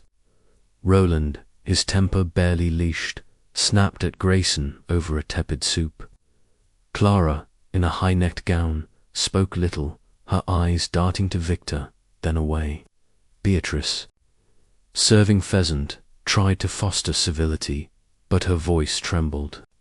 Victor, by contrast, was voluble, his anecdotes about Paris drawing weak laughter, though Miss Marple noted his frequent glances at the clock, as if eager to escape. Grayson, serving with his usual grace, seemed to linger near Victor, his expression unreadable but attentive. During a lull, Miss Marple mentioned the cliff path, casually, to test Victor's reaction. "Such a lovely walk," she said. "I noticed it passes near the guest room's balcony. Quite accessible, I imagine." Victor's smile didn't falter, but his hand paused on his wineglass. "Accessible, perhaps, but treacherous at night," he said. "One wrong step, and it's a long drop to the rocks." His tone was light, but Miss Marple, her eyes on her plate, sensed a warning. The balcony, she recalled, was low, its railing easily scaled by an agile man, and Victor's familiarity with the villa's layout made him a candidate for such a feat. After dinner, the household dispersed. Roland to his study, Clara to her room, Beatrice to her correspondence. Victor invited Miss Marple for a game of cards, but she declined, citing fatigue, and retired to her room, where the sea's murmur filled the silence. She sat by the window, her knitting idle, and reviewed Victor's profile, a man of charm and debts, stung by Vance's threats to expose his parasitic lifestyle.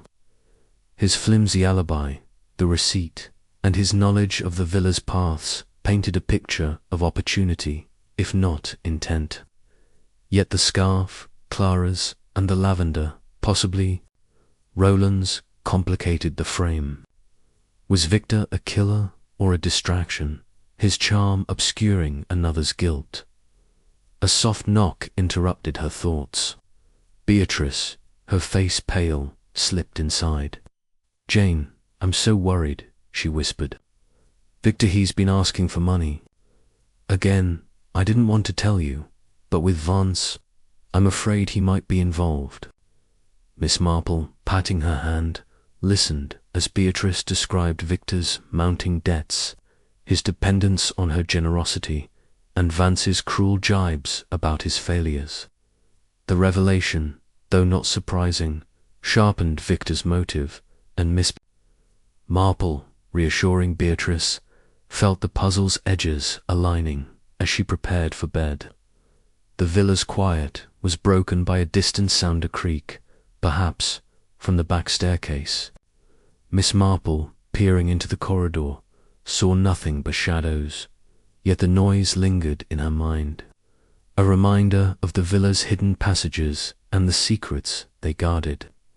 Victor's charm, she concluded, was a dangerous facade, and as she blew out her candle, the sea's restless whisper seemed to echo her resolve. The truth, like the tide, was rising, and she would meet it with her quiet, unyielding gaze. Chapter 7. The butler's silence. The evening shadows deepened over Cliffside Villa, the sea's ceaseless murmur blending with the faint creak of the house settling into night. Miss Jane Marple, seated in her room with a shawl draped over her shoulders, reflected on the day's revelations. The murder of Harold Vance, strangled with Clara Beaumont's scarf, had cast a web of suspicion over the household, each strand leading to a different suspect. Clara's fear of her scandalous past, Colonel Roland Langley's financial grudge, and Victor Crane's precarious debts all pointed to motives, yet the puzzle remained incomplete. The faint lavender scent in the guest room, the open window, and the scarf's damning presence suggested a crime both deliberate and deceptive. Now, Miss Marple's attention turned to Mr. Grayson, the butler, whose silent efficiency and unwavering loyalty to the Langleys made him an enigma. His reserve, she sensed, might conceal a key to the mystery, and she resolved to probe the depths of his silence. Miss Marple, her knitting needles idle for once, reviewed Grayson's role in the villa's drama, his alibi polishing silver in the pantry until midnight, corroborated by a maid seemed airtight. Yet his proximity to the back staircase, leading to the guest room, placed him near the crime scene. His formal demeanor, unbroken even by Vance's death, suggested a man of iron control, but Miss Marple, with her knack for spotting cracks in facades, suspected that loyalty could drive a man to extremes. She recalled his fleeting glance at Roland during dinner, his pause when questioned about the scarf, and wondered what duties bound him to the Langleys and whether they extended to protecting or punishing one of their own. The opportunity to observe Grayson came at breakfast the next morning, a subdued affair in the dining room's sombre light. Beatrice Langley, her face drawn, presided over the coffee pot, her attempts at conversation faltering. Roland, his temper simmering, muttered about the police's incompetence, while Clara, pale and withdrawn, picked at her toast.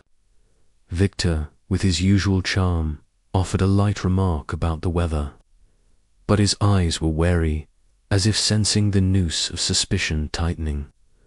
Grayson, serving kedgeree with mechanical precision, moved like a shadow, his presence felt but unremarked.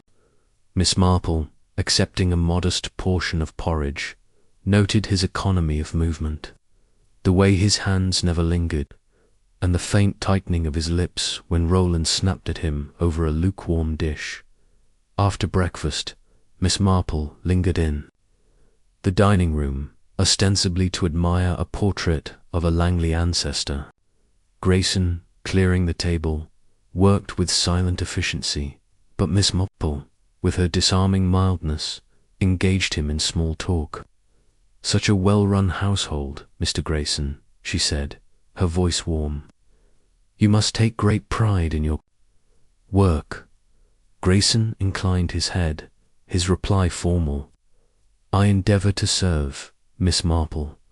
The Langleys have been good to me." His words were polite, but Miss Marple detected a guarded note, as if he were measuring her intent. She pressed gently, mentioning the strain of recent events. "It must be difficult, with the police about. You were up late, I understand, polishing silver." Grayson's hands paused on a tray, a fleeting hesitation. "Until midnight, yes. My duties keep me occupied." His tone was even, but Miss Marple, smiling benignly, noted the precision of his response, as if rehearsed, seizing the moment. Miss Marple wandered to the pantry, offering to help with a tray of teacups a pretext to observe Grayson's domain. The pantry, a narrow room lined with silverware and crystal, was immaculate, its surfaces gleaming. A small table held a polishing cloth and a tin of wax, evidence of Grayson's late-night task. Miss Marple, commenting on the silver's shine, asked about the villa's routines, steering the conversation to Vance, a troublesome guest. "I gather," she said, her tone innocent. Grayson's expression remained impassive, but his voice tightened. Mr. Vance was challenging Miss Marple. He had a way of unsettling the household. The admission, though restrained, was telling, and Miss Marple, thanking him, filed it away, wondering what specific grievances Vance had stirred in the butler. The morning passed with the police's quiet presence, Inspector Harris interviewing staff in the library while his men dusted the guest room for prints. Miss Marple, joining Beatrice in the drawing room, found her friend anxious, her needlework abandoned. "Grayson's been questioned again," Beatrice confided, her voice low. "He's so loyal, Jane, but the police they keep asking about. His movements, it's absurd to suspect him. Miss Marple, patting her hand, asked about Grayson's history with the family. Beatrice's face softened. He came to us 20 years ago, when my husband was alive. He's seen us through everything, births, deaths, scandals. He's more than a butler, really a pillar. Her words, fervent but vague, suggested a bond deeper than employer and servant. And Miss Marple, nodding thoughtfully, considered whether Grayson's loyalty might extend to shielding a Langley or avenging a slight dot to test this. Miss Marple sought out Clara, who was in the greenhouse, tending Beatrice's herbs with a distracted air. The glass walls trapped the scent of lavender, sharp and evocative, and Miss Marple, pausing to admire a rosemary bush, mentioned Grayson's efficiency.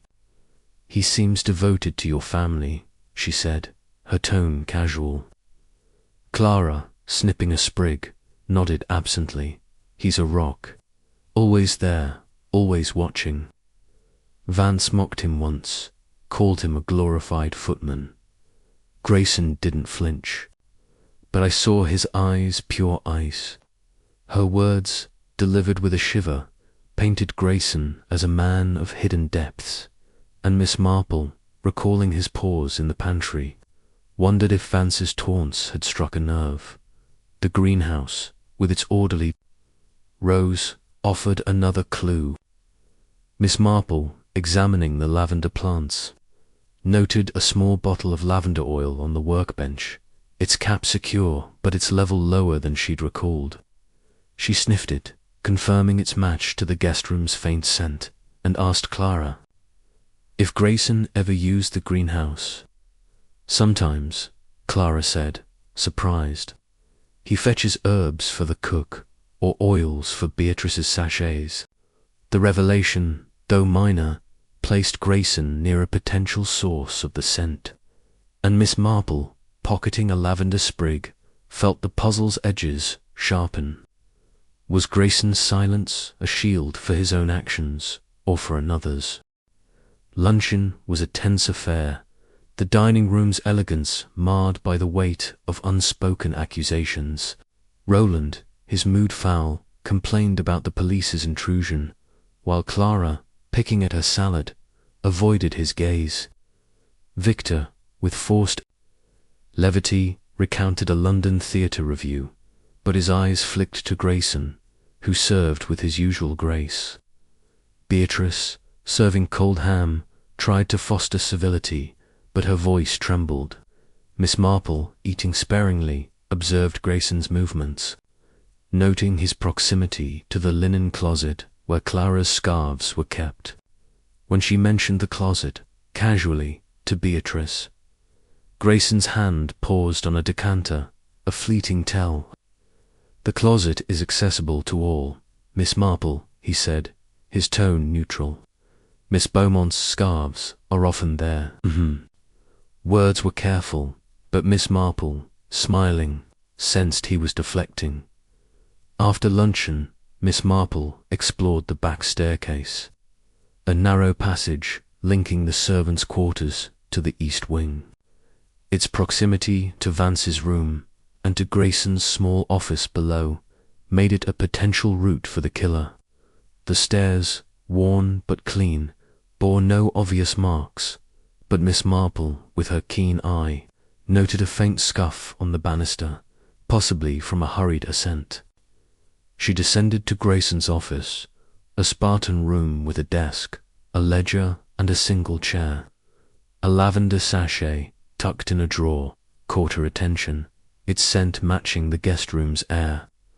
The discovery, small but significant, deepened her suspicion, though she left the room undisturbed, aware that Harris's men were thorough in the library.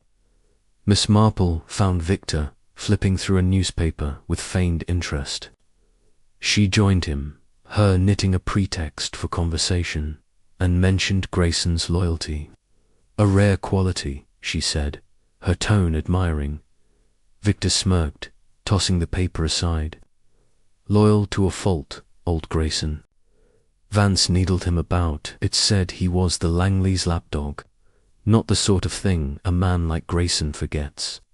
His words, delivered with a chuckle, suggested a tension between Vance and the butler, and Miss Marple, nodding, wondered if Grayson's pride, wounded by Vance's barbs, had spurred him to act. Inspector Harris, encountering Miss Marple in the hall, shared a new detail. A partial footprint, found near the guest room's balcony, was too smudged for identification, but suggested a man's shoe, size 10 or 11. Could be anyone's, Harris said, his tone frustrated. Grayson's alibi holds, but he's cagey about Vance. Miss Marple, with her usual diffidence, mentioned Grayson's devotion to the Langleys, framing it as village gossip. Harris nodded, his eyes thoughtful. Loyalty's a fine thing, but it can blind a man. We're keeping an eye on him. Miss Marple, saying nothing, felt the puzzle's threads tightening. Grayson's silence, a knot to be unravelled. As evening approached, Miss Marple joined Beatrice for tea in the drawing-room, where a fire crackled against the gathering dusk. Beatrice, her needlework idle, confided her fears for Grayson. "He's been with us so long," she said, her voice soft. "Vance was cruel to him, marked his service, his pride. I can't believe he'd kill, but—" Her hesitation spoke volumes, and Miss Marple, offering comfort, asked about Grayson's duties the night of the murder. "He was polishing silver," Beatrice said, "but he often checks the house before bed. He might have passed the guest room." The admission, though vague, placed Grayson near the crime scene, and Miss Marple, her needles clicking, felt the weight of his silence grow. Dinner was a strained ritual, the chandelier's glow casting harsh shadows on the gathered faces. Roland, his temper barely contained, snapped at Clara over a trivial remark, while Victor, with forced charm, tried to lighten the mood. Clara, in a simple dress, spoke little, her eyes darting to Grayson, who served with his usual precision. Beatrice, serving roast lamb, struggled to maintain civility, her hands trembling. Miss Marple, eating sparingly, mentioned the back staircase, casually, to test Grayson's reaction. "Such a convenient passage," she said. "I suppose you use it often, Mr. Grayson?" His face remained impassive, but his reply was clipped. "When necessary, Miss Marple. It serves the staff well." His words were neutral, but Miss Marple, noting a flicker in his eyes, sensed he was guarding a secret. After dinner, Miss Marple retired to her room, the sea's murmur a soothing backdrop to her thoughts. She reviewed Grayson's profile, a man of loyalty and pride, stung by Vance's mockery, with access to the scarf and the lavender oil. His alibi, though supported, left room for a brief, deadly act, and the back staircase offered a discreet path. Yet Clara's scarf, Roland's grudge, and Victor's debts complicated the picture. Was Grayson a killer, driven by wounded pride, or a loyal servant shielding another? She recalled a St. Mary Mead case, where a devoted gardener had concealed a master's crime, and wondered if Grayson's silence served a similar end. A faint sound, a door closing softly, broke her reverie. Peering into the corridor, she saw nothing but shadows. Yet the villa's quiet felt charged, as if its secrets were stirring. Miss Marple, blowing out her candle, felt the truth drawing closer, like the tide creeping up the shore, and resolved to pierce Grayson's silence with her quiet, unyielding gaze. Chapter 8. The Lavender Clutha. Third day at Cliffside Villa, dawned with a heavy mist rolling in from the sea, cloaking the cliffs in a ghostly veil that matched the household's sombre mood. Miss Jane Marple, rising early as was her custom, dressed in a sensible woolen frock and pinned her white hair with care, her mind already sifting through the web of clues surrounding Harold Vance's murder.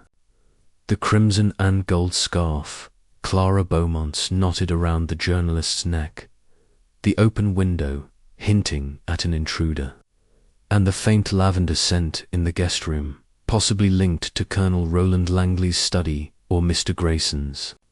Sachiel formed a tapestry of suspicion. Clara's fear of her exposed past, Roland's financial wounds, Victor Crane's precarious charm, and Grayson's silent loyalty each offered a motive, yet one clue gnawed at Miss Marple: the lavender. Scent, elusive but persistent, seemed a deliberate thread in the killer's design. She resolved to unravel its significance, sensing it might illuminate the shadows of the villa's secrets. Miss Marple descended to the dining room, where breakfast was a muted affair. Beatrice Langley, her face etched with fatigue, poured coffee. With mechanical precision, her eyes darting to the empty chair where Vance had sat. Roland, his moustache bristling, scanned a newspaper, his grunts of displeasure punctuating the silence. Clara, in a high-necked blouse, sipped tea, her hands steady but her gaze distant, as if lost in a private rehearsal. Victor, impeccably dressed, offered a wry comment about the mist, but his usual levity felt strained. Mr. Grayson, serving poached eggs with his customary grace, moved like a spectre, his face betraying nothing. Miss Marple, accepting a slice of toast, noted the household's fragile equilibrium, each member a player in a drama teetering on the edge of revelation. The lavender scent, first detected in Vance's room, was Miss Marple's focus, she recalled. Its presence in Roland's study, in Grayson's office sachet, and in the greenhouse's oil vial, accessible to all. Was it a careless trace left by the killer, or a calculated misdirection to muddy the trail? To test its role, she decided to revisit the greenhouse, where Beatrice's herbs thrived. Excusing herself after breakfast, she donned a shawl and slipped out, the mist dampening her cheeks as she crossed the lawn. The greenhouse, a glass haven of green, was warm and fragrant, its air thick with the scents of thyme, rosemary, and lavender. Miss Marple, examining the lavender plants, found the oil vial on the workbench, its level unchanged since her last visit, but its stopper slightly loose, suggesting recent handling. She sniffed it, confirming its sharp floral note matched the guest room's faint aroma, and pocketed another sprig, intending to compare it later. A rustle at the door startled her. Beatrice entered, her apron dusted with flour, her expression surprised but welcoming.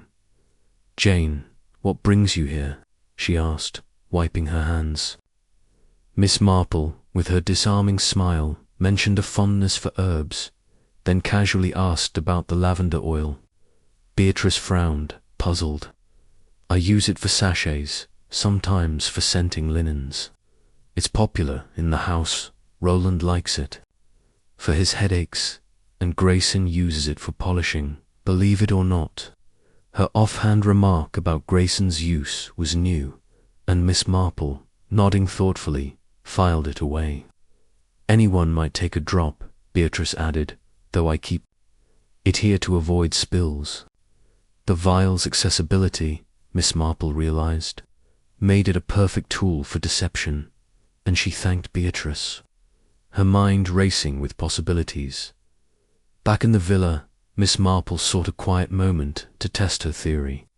She placed a lavender sprig on a side table in the drawing room, where the household often gathered, and settled with her knitting, her eyes alert behind her spectacles. The first to notice was Clara, who entered to retrieve a book. She paused, sniffing the air, and her face paled, her fingers tightening on the book's spine. Lavender, she murmured, almost to herself, before hurrying out, her steps unsteady. Miss Marple, her needles clicking, noted the reaction fear, not surprise, as if the scent triggered a guilty memory. Roland, striding in moments later, ignored the sprig, his focus on a letter he was reading, his scowl deepening. Victor, lounging in next, picked up the sprig with a grin, trying to freshen the place. Miss Marple, he teased, twirling it before tossing it back. His nonchalance seemed genuine, but his quick glance at the door suggested wariness. Grayson, entering to adjust the curtains, moved the sprig to a vase without comment, his face impassive. Though Miss Marple caught a flicker of tension in his posture, the experiment, subtle but revealing, confirmed the scent's power to unsettle. Clara's reaction was the most telling, yet Grayson's deliberate neutrality and Victor's calculated ease raised questions. Roland's indifference, meanwhile, might mean innocence or a careful mask. Miss Marple, retrieving the sprig, decided to probe further, focusing on the scent source. She recalled Grayson's polishing cloths, mentioned by Beatrice, and resolved to examine his pantry, where such supplies were kept, offering to help with tea trays a pretext she'd used before. She followed Grayson to the pantry, a narrow room of gleaming silver and neatly stacked linens. The air held a faint chemical temps, but a small bottle on a shelf, labeled lavender polish, caught her eye. She commented on its unusual use, and Grayson, his tone clipped, explained it. Protects the silver, Miss Marple, and adds a pleasant note. His words were plausible, but Miss Marple, noting the bottle's proximity to the back staircase, wondered if it had served a darker purpose. The pantry's orderliness was a testament to Grayson's discipline, but a small drawer, slightly ajar, revealed a folded cloth, its edges stained with a faint purple hue. Miss Marple, pretending to adjust a tray, sniffed it discreetly, confirming the lavender scent. Was it used to polish silver or to plant a clue in Vance's room?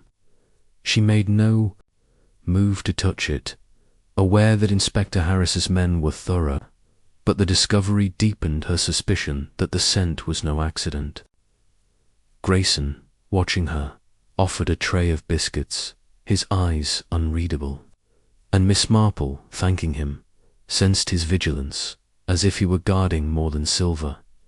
Luncheon provided another chance to observe the household. The dining room, its table set with crystal and damask, was a stage for strained civility. Roland, his temper barely leashed, complained about a delayed shipment, his voice sharp. Clara, in a simple dress, ate little, her eyes avoiding the others, her bracelet a silver piece with a hooked clasp gleaming on her wrist. Victor, with forced charm, recounted a yachting tale, but his glances at Clara were sharp, assessing. Beatrice, serving cold chicken, struggled to maintain decorum, her hands trembling.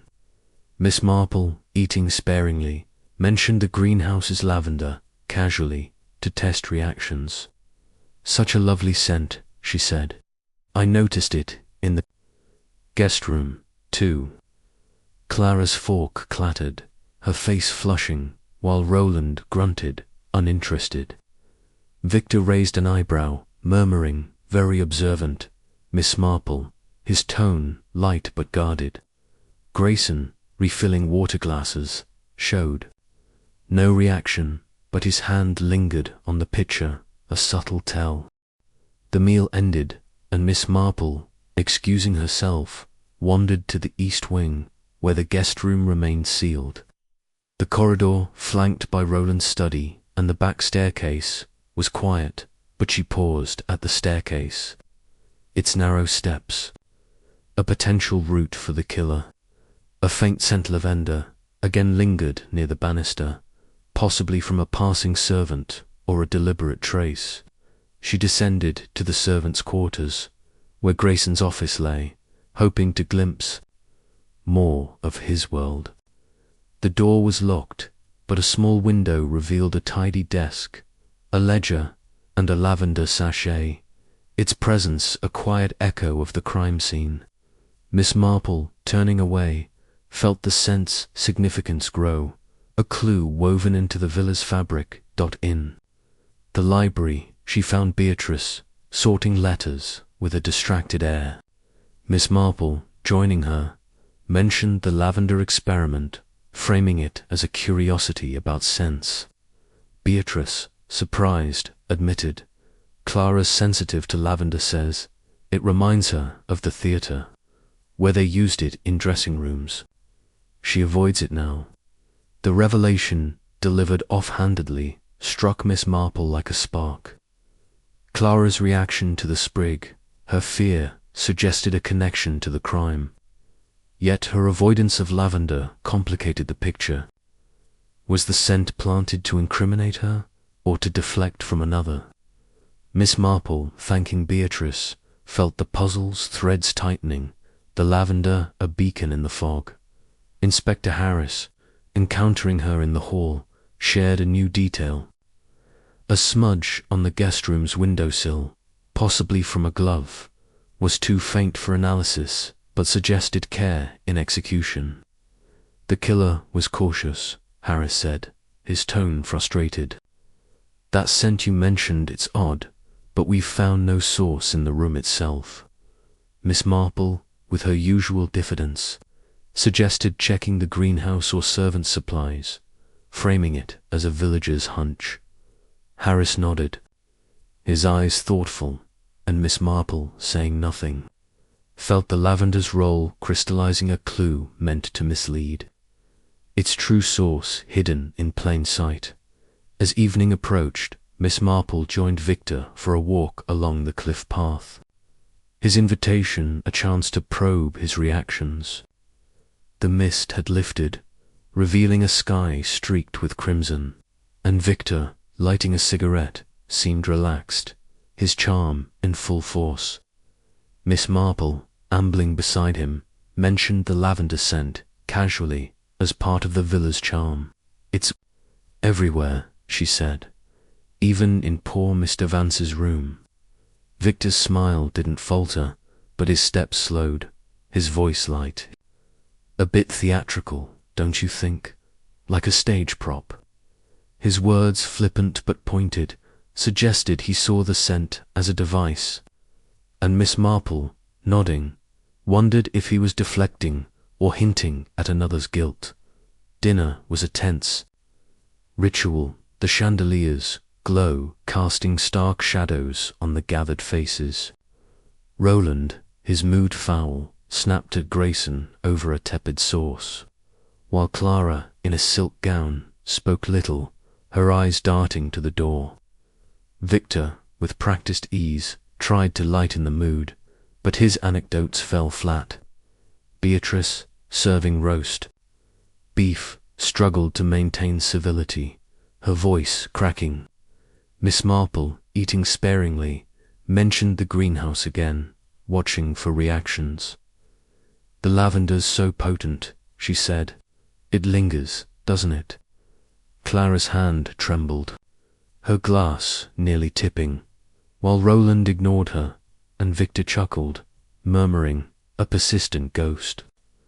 Grayson, clearing plates, showed no reaction, but his eyes met Miss Marple's for a moment, a silent acknowledgement. After dinner, Miss Marple retired to her room, the sea's murmur a soothing backdrop to her thoughts. She reviewed the lavender clue, its presence in the guest room, the greenhouse, Grayson's pantry, and Roland's study suggested a deliberate act meant to confuse or incriminate. Clara's fear, triggered by the scent, pointed to her involvement, yet her avoidance of lavender hinted at a frame. Roland's sachet, Grayson's polish, and Victor's awareness of the scent's theatricality all offered possibilities, but the truth remained elusive. She recalled a St. Mary Mead case, where a planted Clua rose petal had misled the police, and wondered if the lavender served a similar end. A soft sound of footstep in the corridor broke her reverie. Peering out, she saw nothing but shadows, yet the villa's quiet felt charged, as if its secrets were stirring. Miss Marple, blowing out her candle, felt the lavender clue glowing like a beacon, guiding her toward the truth. The tide of suspicion was rising, and she resolved to follow its current with her quiet, unyielding gaze. Chapter 9. The actresses, masked the fourth morning at Cliffside Villa, broke with a restless wind rattling the windows. The sea beyond the cliffs, churning under a leaden sky. Miss Jane Marple, rising with her customary punctuality, dressed in a tweed skirt and a soft lavender cardigan, her white hair neatly pinned. She sat by her window, the faint scent of her own lavender soap a quiet irony as she pondered the central clue in Harold Vance's murder, the elusive lavender scent that lingered in the guest room, possibly planted to mislead. The crimson and gold scarf, identified as Clara Beaumont's, knotted around the journalist's neck, pointed to the former actress, whose fear of her scandalous past made her a prime suspect. Yet Colonel Roland Langley's financial grudge, Victor Crane's precarious debts, and Mr. Grayson's silent loyalty each wove threads of motive into the villa's tapestry of secrets. The open window, the lavender's deliberate placement, and Clara's visceral reaction to the scent in the drawing room had sharpened Miss Marple's focus on her. She sensed that Clara's theatrical poise, like a well-worn mask, concealed truths that might unlock the mystery, and she resolved to peel back its layers with her gentle, unrelenting scrutiny. Miss Marple descended to the dining room, where breakfast was a strained ritual under the weight of ongoing police inquiries. Beatrice Langley, her hands unsteady as she poured tea, offered a faltering smile, her eyes shadowed with worry. Roland, his temper barely contained, sliced his bacon with unnecessary force, muttering about the infernal police disrupting his routine. Victor, lounging with a cigarette, made light of the weather, his charm a thin veneer over his watchful gaze. Clara, in a simple grey dress, entered late, her beauty striking despite her pallor. Her movements graceful but deliberate, as if stepping onto a stage. Mr. Grayson, serving kedgeree with his usual precision, was a silent presence, his face a mask of professionalism. Miss Marple, accepting a modest portion of toast, noted Clara's careful avoidance of eye contact, her fingers twisting a napkin, and sensed the actress was bracing for another act in the villa's deadly drama.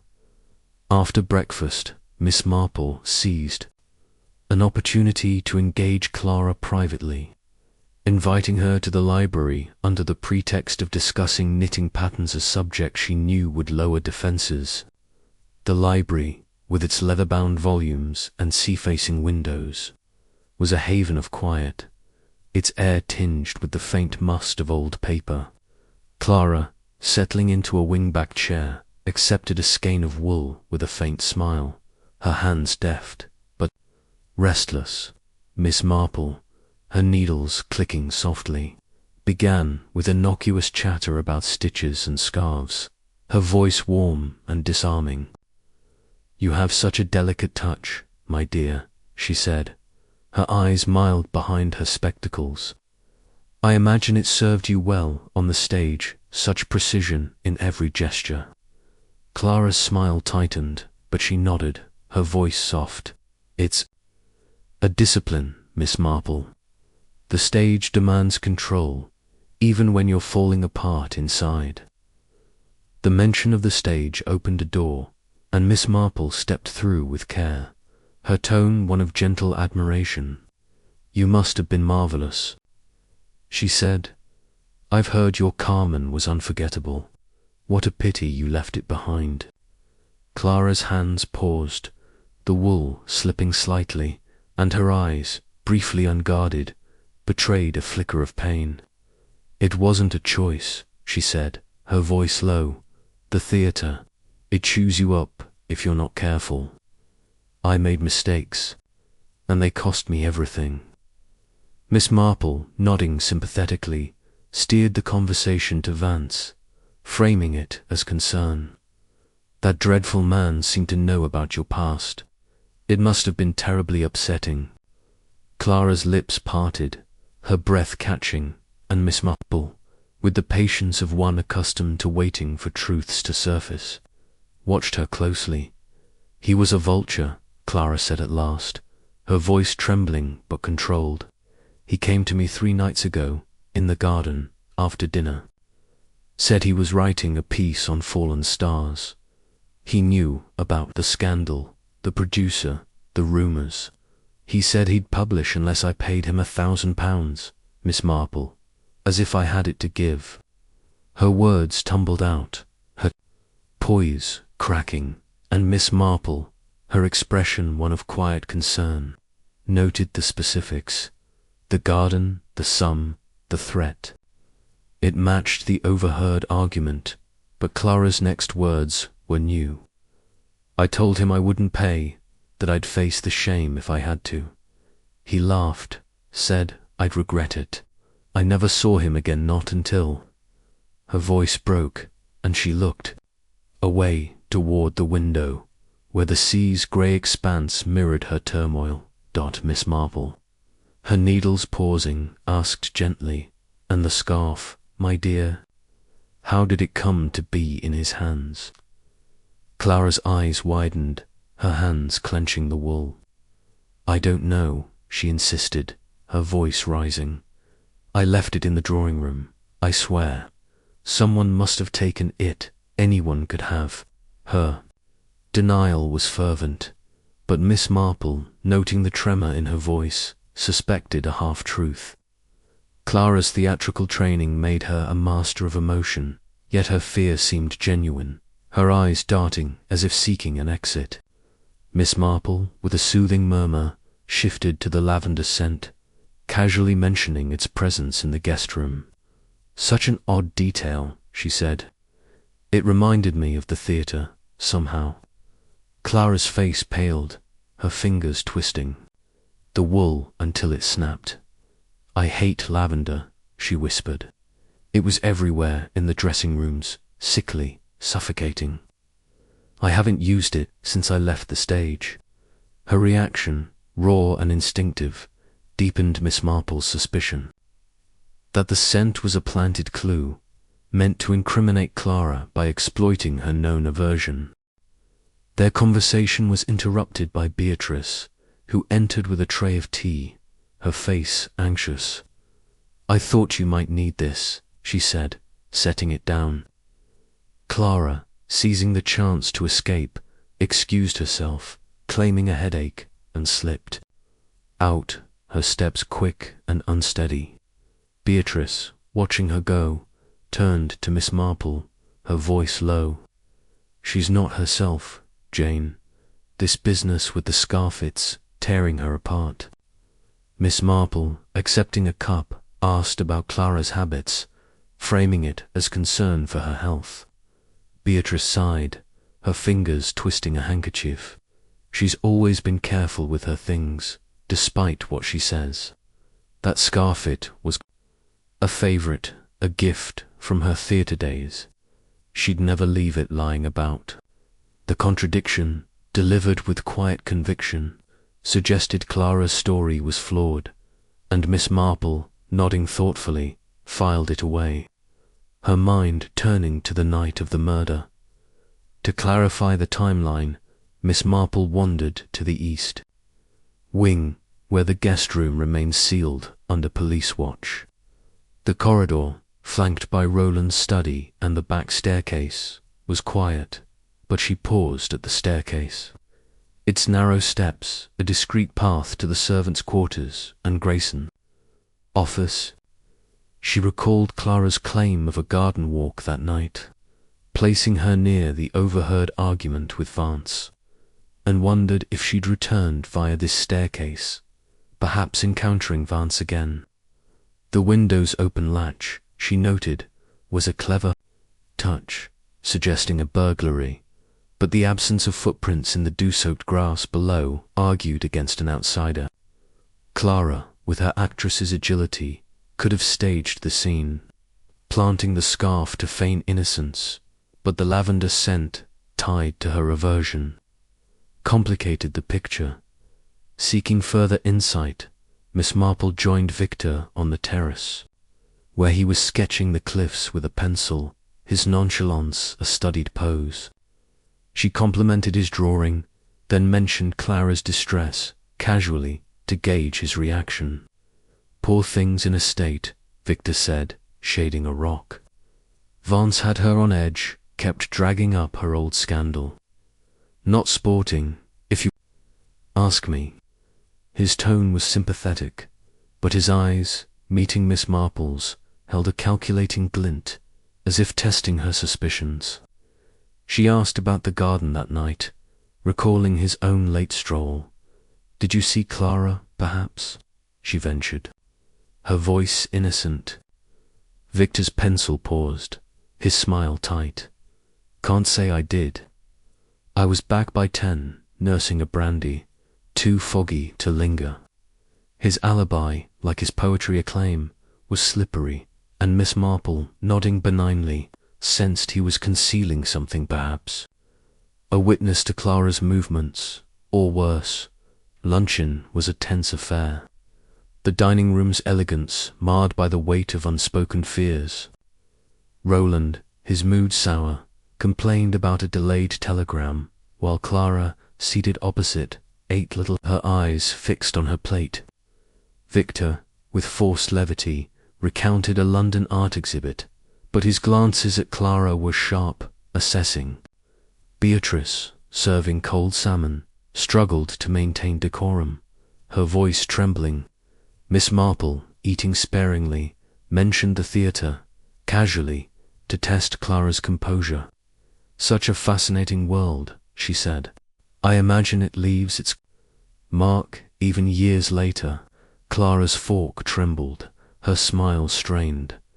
"It does," she said softly. "You never quite escape the spotlight." Her words, delivered with a shiver, hinted at a burden, and Miss Marple, noting Grayson's silent presence as he served, wondered if Clara's mask was slipping. After luncheon, Miss Marple explored the drawing-room, where Clara claimed to have left the scarf. The room, with its plush sofas and sea views, was orderly, but a small table held a stack of magazines, one featuring a theatre review from Clara's era. She flipped through it, finding a faded photo of Clara in costume, radiant but haunted, the caption mentioning her scandal's aftermath. The scarf, described as a stage prop, matched the one in Vance's hand, and Miss Marple, closing the magazine, hypothesized that Clara, fearing exposure, had confronted Vance, perhaps in a moment of panic. The lavender scent, tied to her past, might have been planted by another Roland, Victor or Grayson, frame her, exploiting her known aversion. Inspector Harris, encountering her in the hall, shared a new detail: a fibre, possibly silk, found on the guest room's windowsill, matched the scarf's material, suggesting it was handled there. "It tightens the case around Miss Beaumont," Harris said, his tone grim. Miss Marple, with her usual diffidence, mentioned Clara's aversion to lavender, framing it as a villager's observation. "Curious, isn't it, that the scent was present?" she said. Harris frowned, noting it down. "Could be a coincidence, but we'll check the greenhouse again." Miss Marple, saying nothing, felt the lavender's role as a misdirection solidifying, its true purpose hidden in the villa's shadows. As evening approached, Miss Marple joined Beatrice in the greenhouse. where her friend was potting herbs, her hands seeking solace in routine. Miss Marple, sniffing the lavender plants, asked about Clara's time in London, framing it as concern for her fragility. Beatrice, her guard lowered, sighed. She was a star, Jane, but the scandal broke her. She came back to us, but she's secretive, always planning, always guarding something. I thought she'd heal here, but Vance. Her voice trailed off, and Miss Marple, patting her arm, sensed Clara's guardedness was a shield. Perhaps for guilt, perhaps for fear. Dinner was a strange ritual, the chandelier's glow casting harsh shadows on the gathered faces. Roland, his temper flaring, snapped at Grayson over a tepid soup, while Clara, in a silk gown, spoke little, her eyes darting to the door. Victor, with practiced ease, tried to lighten the mood, but his anecdotes fell flat.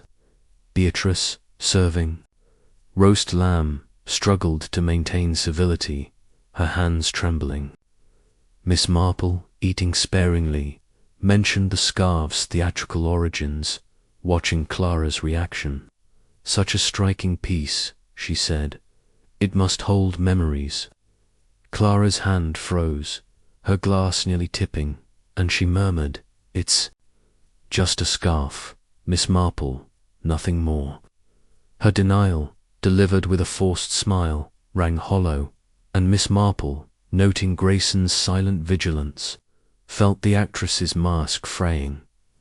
After dinner, Miss Marple retired to her room, the sea's restless murmur a counterpoint to her thoughts. She reviewed Clara's profile, a woman haunted by her past, blackmailed by Vance, with access to the scarf and motive to silence him. Her aversion to lavender, confirmed by Beatrice, suggested the scent was a frame, yet her presence in the garden, her shaky alibi, and the scarf's theatrical link pointed to her guilt. Roland's grudge, Victor's debts, and Grayson's loyalty remained viable threads, but Clara's mask, her poise, her fear was the puzzle's heart. She recalled a St. Mary Mead case, where a vicar's wife, driven by shame, had staged a crime to deflect suspicion, and wondered if Clara's theatrical skills had crafted a similar deception. A soft creak in the corridor broke her reverie. Peering out, she saw a shadow Clara, perhaps, moving toward the staircase. The villa's quiet felt charged, as if its secrets were stirring, and Miss Marple, blowing out her candle, felt the truth rising like the tide. Clara's mask a fragile barrier against its relentless advance. Chapter 10. The Villa's Secrets. The fifth day at Cliffside Villa dawned with a brittle clarity, the sea beyond the cliffs glinting like polished steel under a cloudless sky. Miss Jane Marple, rising with her usual precision, dressed in a soft grey frock and pinned her white hair neatly, her mind a whirl of threads woven from Harold Vance's murder. The crimson and gold scarf, Clara Beaumont's, knotted around the journalist's neck, had cast a spotlight on the former actress, whose fear of her exposed past made her a compelling suspect. The faint lavender scent in the guest room, possibly a deliberate misdirection, linked to Colonel Roland Langley's study, Mr. Grayson's polishing supplies, or the greenhouse's oil vial, suggested a killer's cunning. Victor Crane's debts and calculated charm, Roland's financial wounds, and Grayson's silent loyalty each offered motives. But Clara's theatrical poise, cracking under scrutiny, remained Miss Marple's focus. The villa itself, with its polished surfaces and hidden passages, seemed to guard secrets of its own, and Miss Marple resolved to probe its shadows. Sensing that the house's layout and the family's buried tensions held the key to unmasking the killer, Miss Marple descended to the dining room, where breakfast was a tense tableau under the weight of ongoing police inquiries. Beatrice Langley, her hands unsteady as she poured coffee, offered a strained smile, her eyes shadowed with exhaustion. Roland, his temper barely leashed, sliced his sausage with a scowl, muttering about the damned reporters now sniffing. Around Lamoth, Clara, in a high-necked blouse, sipped tea, her movements deliberate but her gaze flickering nervously toward the door. Victor, lounging with a cigarette, made a wry remark about the sea's beauty, his charm a thin shield over his watchful eyes. Mr. Grayson, serving kedgeree with his customary grace, moved like a spectre, his face betraying no emotion. Miss Marple, accepting a modest portion of toast, noted the household's fragile facade, each member a player in a drama poised for its final act, and she sensed the villa's secrets were ready to surface. After breakfast, Miss Marple joined Beatrice in the drawing-room, where her friend was sorting linens, a task that seemed more about occupying her hands than necessity. The room, with its plush sofas and sea views, was a haven of elegance, but the air was thick with unspoken fears. Miss Marple, settling with her knitting, steered the conversation to the villa's history, framing it as curiosity about its charm.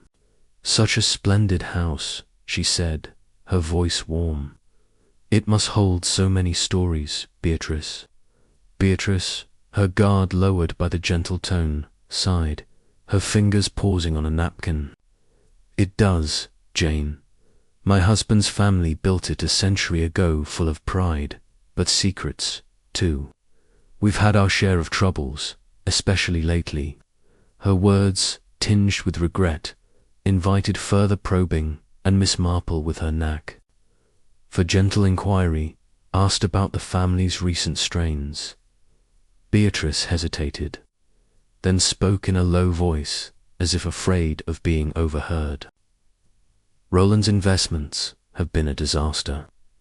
Jane, he's lost more than he admits, thousands, I think, on that scheme with Vance.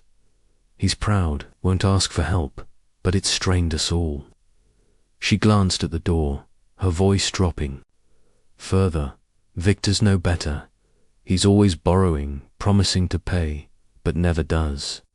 I've bailed him out too many times, and Roland's furious about it, and Clara." Beatrice's voice faltered, her eyes brimming. "She's been distant since she came back. She talks of starting anew, perhaps in America, but she's secretive, always writing letters, planning something. I thought she'd find peace here, but Vaughn stirred it all up. Her confession, raw and unfiltered, painted a picture of a family, fraying at the edges, and Miss Marple, patting her hand, filed away the details. Roland's pride, Victor's parasitism, Clara's hidden plans itch, a potential spark for murder. The mention of Clara's secrecy piqued Miss Marple's interest, and she decided to revisit the guest room's clues, hoping the villa's layout might reveal more. Excusing herself, she wandered to the east wing, where the sealed guest room stood under police watch. The corridor, flanked by Roland's study and the back staircase, was quiet. But Miss Marple paused at the window overlooking the cliffs, its latch still unfastened from the night of the murder. She leaned out, noting the low balcony below, accessible from the garden path, a plausible entry for an agile killer. Though the absence of footprints in the dew suggested a staged scene, her eyes caught a faint scratch on the sill, barely visible, but distinct, its curved shape matching the hook of Clara's silver bracelet, often worn during her theatrical days. The bracelet, absent since the murder, was a silent accusation, and Miss Marple, closing the window, felt the threads of Clara's guilt tightening to confirm the villa's secrets. Miss Marple explored the back staircase, its narrow steps a discreet route from the servants' quarters to the guest room. The wood, worn but clean, bore a faint scuff near the top, possibly from a hurried ascent, and she recalled Grayson's proximity to this passage, though his alibi held. Descending to the servants' area, she passed Grayson's office, its door ajar, revealing a ledger and a lavender sachet. It sent a quiet echo of the crime scene. She made no move to enter, aware of police vigilance, but the staircase's accessibility to Clara, Victor, or even Roland deepened her suspicion that the killer had used the villa's hidden paths to strike unseen. Returning to the drawing room, Miss Marple found Inspector Harris, his notebook open, his expression one of quiet frustration. He greeted her with a nod, respecting her knack for observation, and shared a new detail, a trace of lavender oil, found on the scarf's fibers, confirmed its deliberate application, though its source remained elusive. "It's no accident," Harris said, his tone grim. "Someone wanted that scent noticed." Miss Marple, with her usual diffidence, mentioned the greenhouse's vial and Grayson's polishing supplies, framing it as a villager's hunch. "Curious how lavender's everywhere," she said. "Even Miss Beaumont avoids it, I hear." Harris frowned, noting it down. "We're testing the oil, but it's common enough. Still, it's a lead." Miss Marple, saying nothing, felt the lavender's role as a misdirection solidifying, its presence a calculated act to point at Clara War, away from another, seizing a chance to probe Roland. Miss Marple joined him in his study, where he was sorting papers, his face thunderous. She knocked softly, offering a pretext about borrowing a book, and he grunted, waving her in. The study, cluttered with military journals and a decanter of whiskey, smelled faintly of lavender, likely from a sachet in a drawer. Miss Marple, admiring a framed map, mentioned Vance's failed venture, framing it as concern for the household strain. "Such a pity about that investment," she said, her voice mild.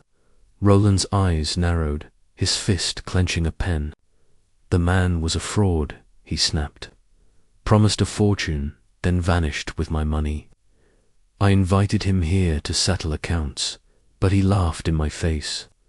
His bitterness was palpable, and Miss Marple, noting his strong hands in the study's proximity to the guest room, wondered if his rage had found a deadly outlet.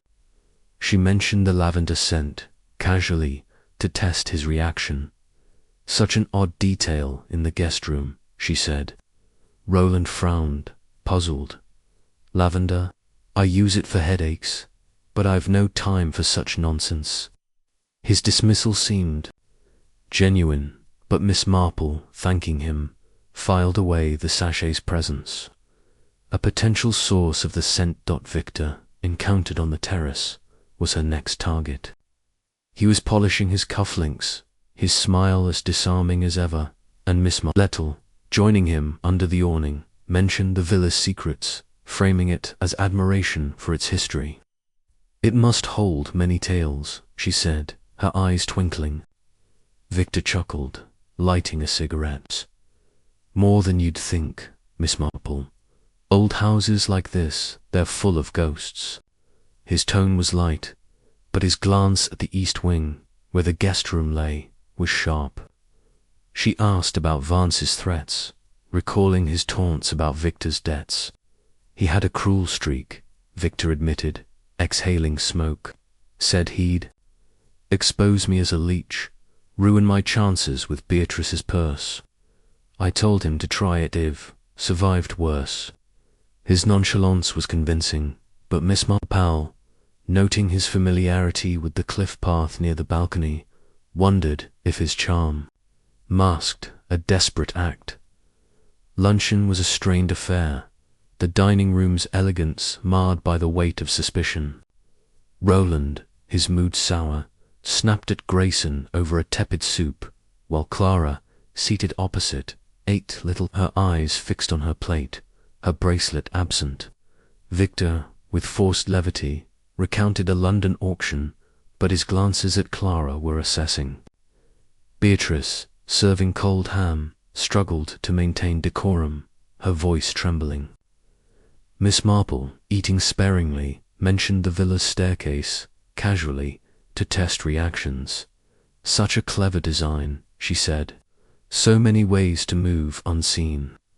Clara's fork paused, her face paling, while Roland grunted, uninterested. Victor raised an eyebrow, murmuring, "Very observant, Miss Marple," his tone light but guarded. Grayson, refilling water glasses, showed no reaction, but his hand lingered on the pitcher, a subtle tell. After luncheon, Miss Marple revisited the guest room's corridor, slipping past the constable with a pretext about misplacing a shawl. She examined the windowsill again, confirming the scratches matched to Clara's bracelet, and noted the balcony's low railing, easily scaled by someone like Victor or even Clara, with her actress's agility. The lavender scent, she hypothesized, was a frame. Its source perhaps Grayson's polish or Roland's sachets to point at Clara, whose aversion made her an easy target. But the scarf, so personal, suggested Clara's hand, unless another had planted it, exploiting her carelessness. The villa's secret sits passages, its tensions were converging, and Miss Marple, returning to the drawing room, felt the puzzle's edges aligning. Beatrice found sorting letters, offered more insight, her guard lowered by fatigue. Miss Marple, mentioning Clara's plans, asked about her sister's secrecy. "She's been writing to someone in London," Beatrice confided, her voice low. "An agent, I think, about a new start. But she's guarded, won't tell me more." Vance knew.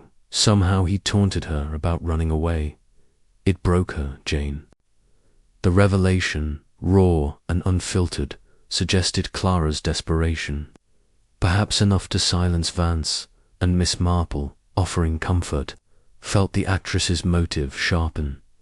As evening approached, Miss Marple joined Victor for a cliff walk, his invitation a chance to probe his knowledge of the villa's paths.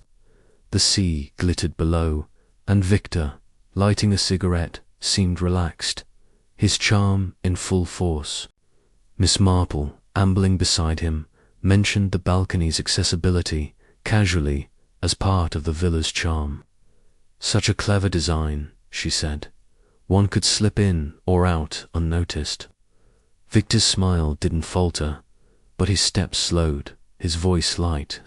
"Clever, but risky. You'd need steady nerves." His words, flippant but pointed, suggested he knew the path's potential, and Miss Marple, nodding, wondered if he was deflecting or hinting at Clara's guilt. Dinner was a tense ritual, the chandelier's glow casting stark shadows on the gathered faces.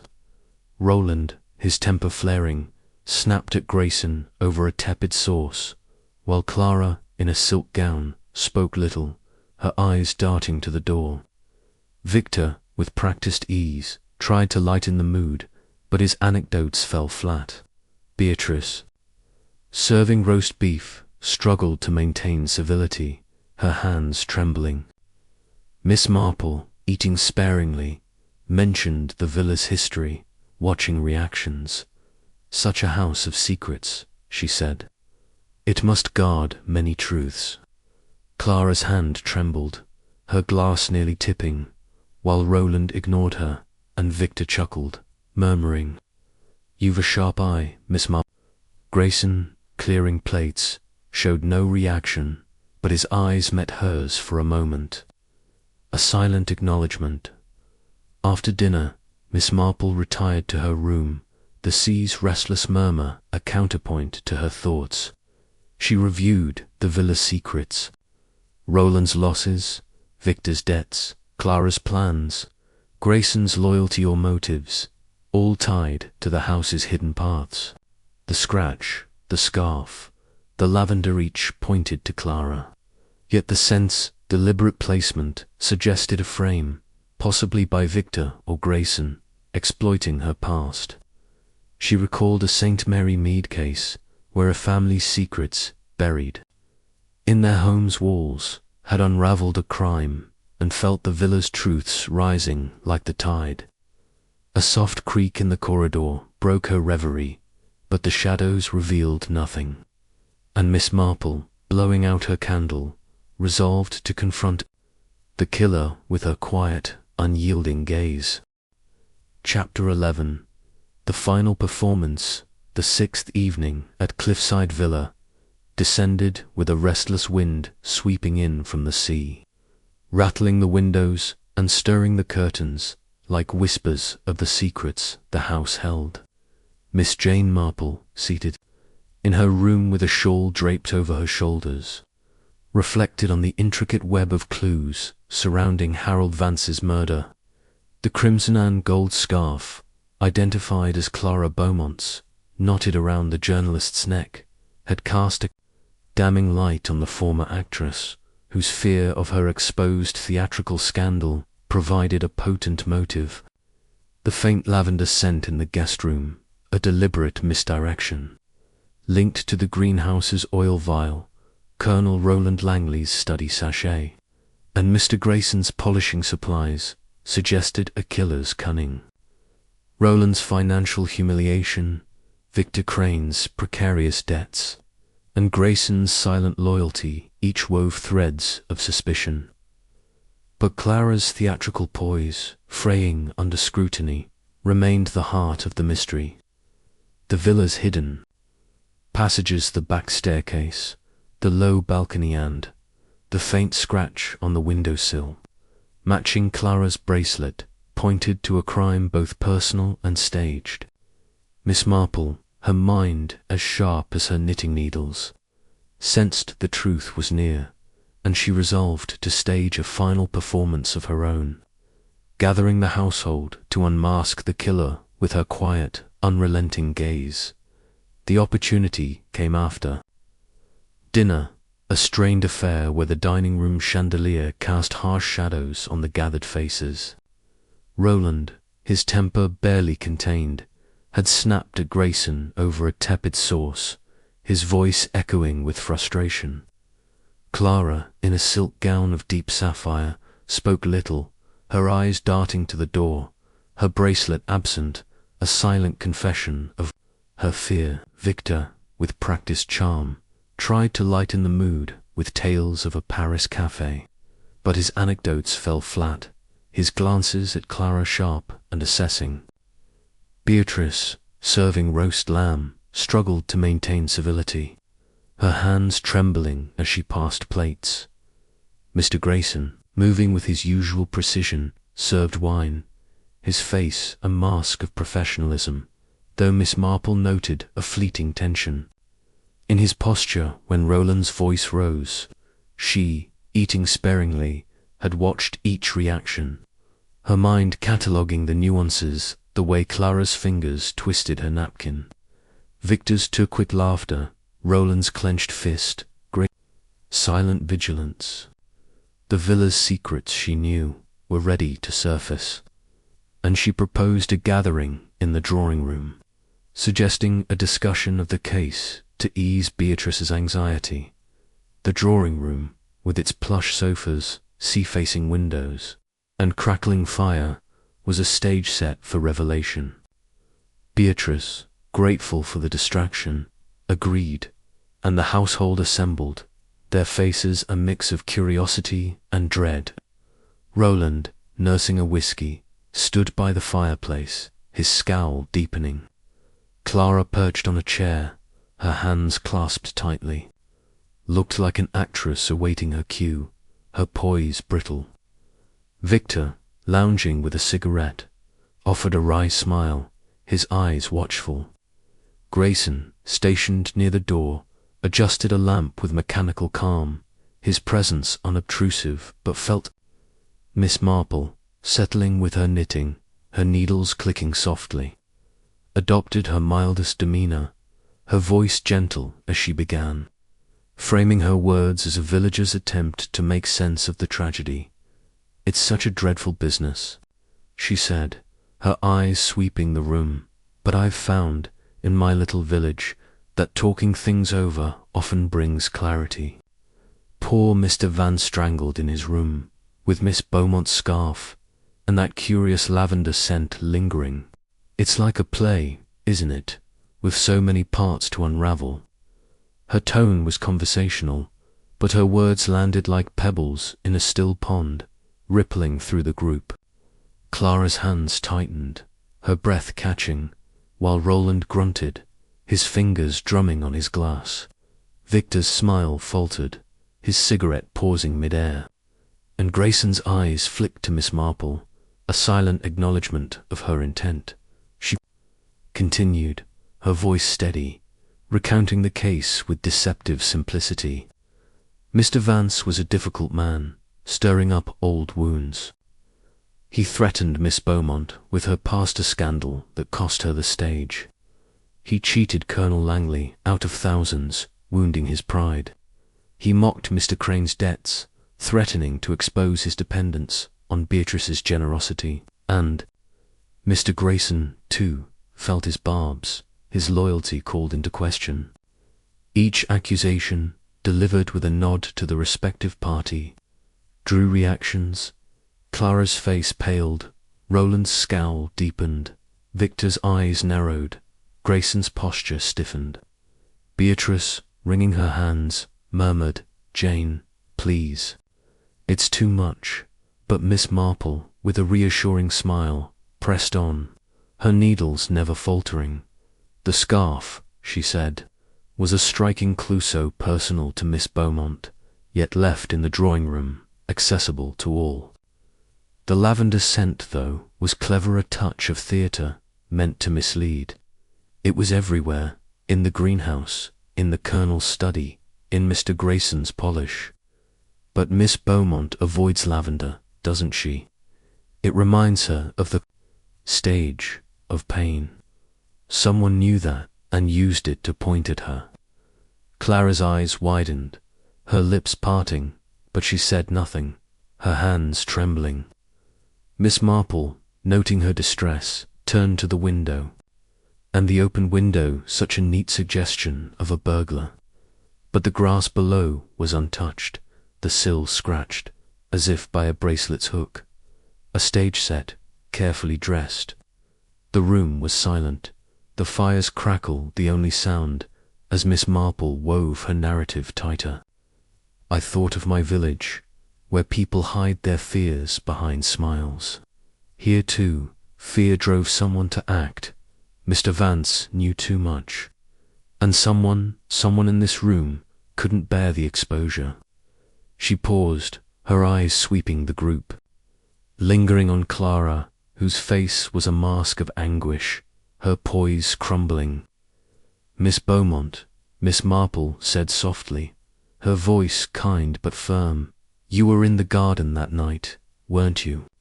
You argued with Vance, told him you wouldn't pay his price. You feared he'd ruin you, destroy your chance at a new life."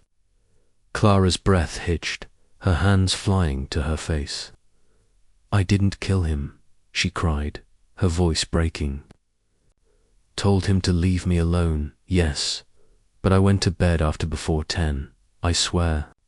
Her denial was fervent, but Miss Marple, with the patience of one accustomed to unraveling lies, pressed on. "Your scarf, my dear, was in his hand.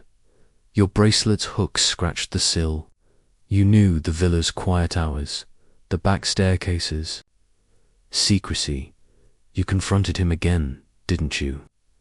In his room, in a moment of panic, you used your scarf. Your strength, from years on the stage, was enough. Then you opened the window, planted the lavender, to suggest another's hand." The accusation, delivered with quiet certainty, shattered Clara's composure. She rose, her face crumpling, her voice a sob.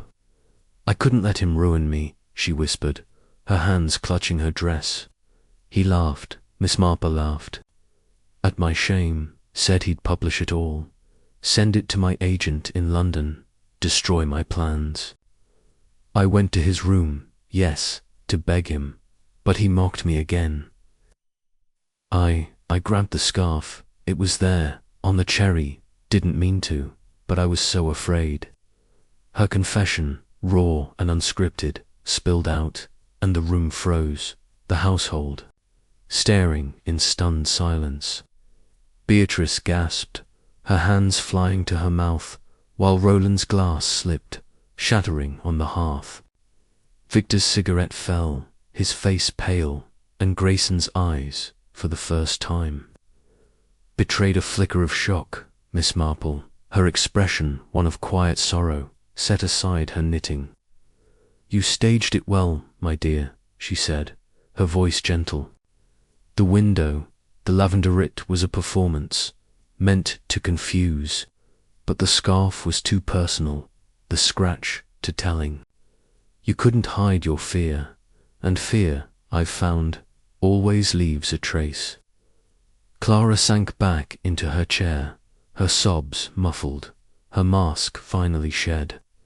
Inspector Harris, summoned by a prearranged signal, entered quietly, his notebook open, his face grim but respectful.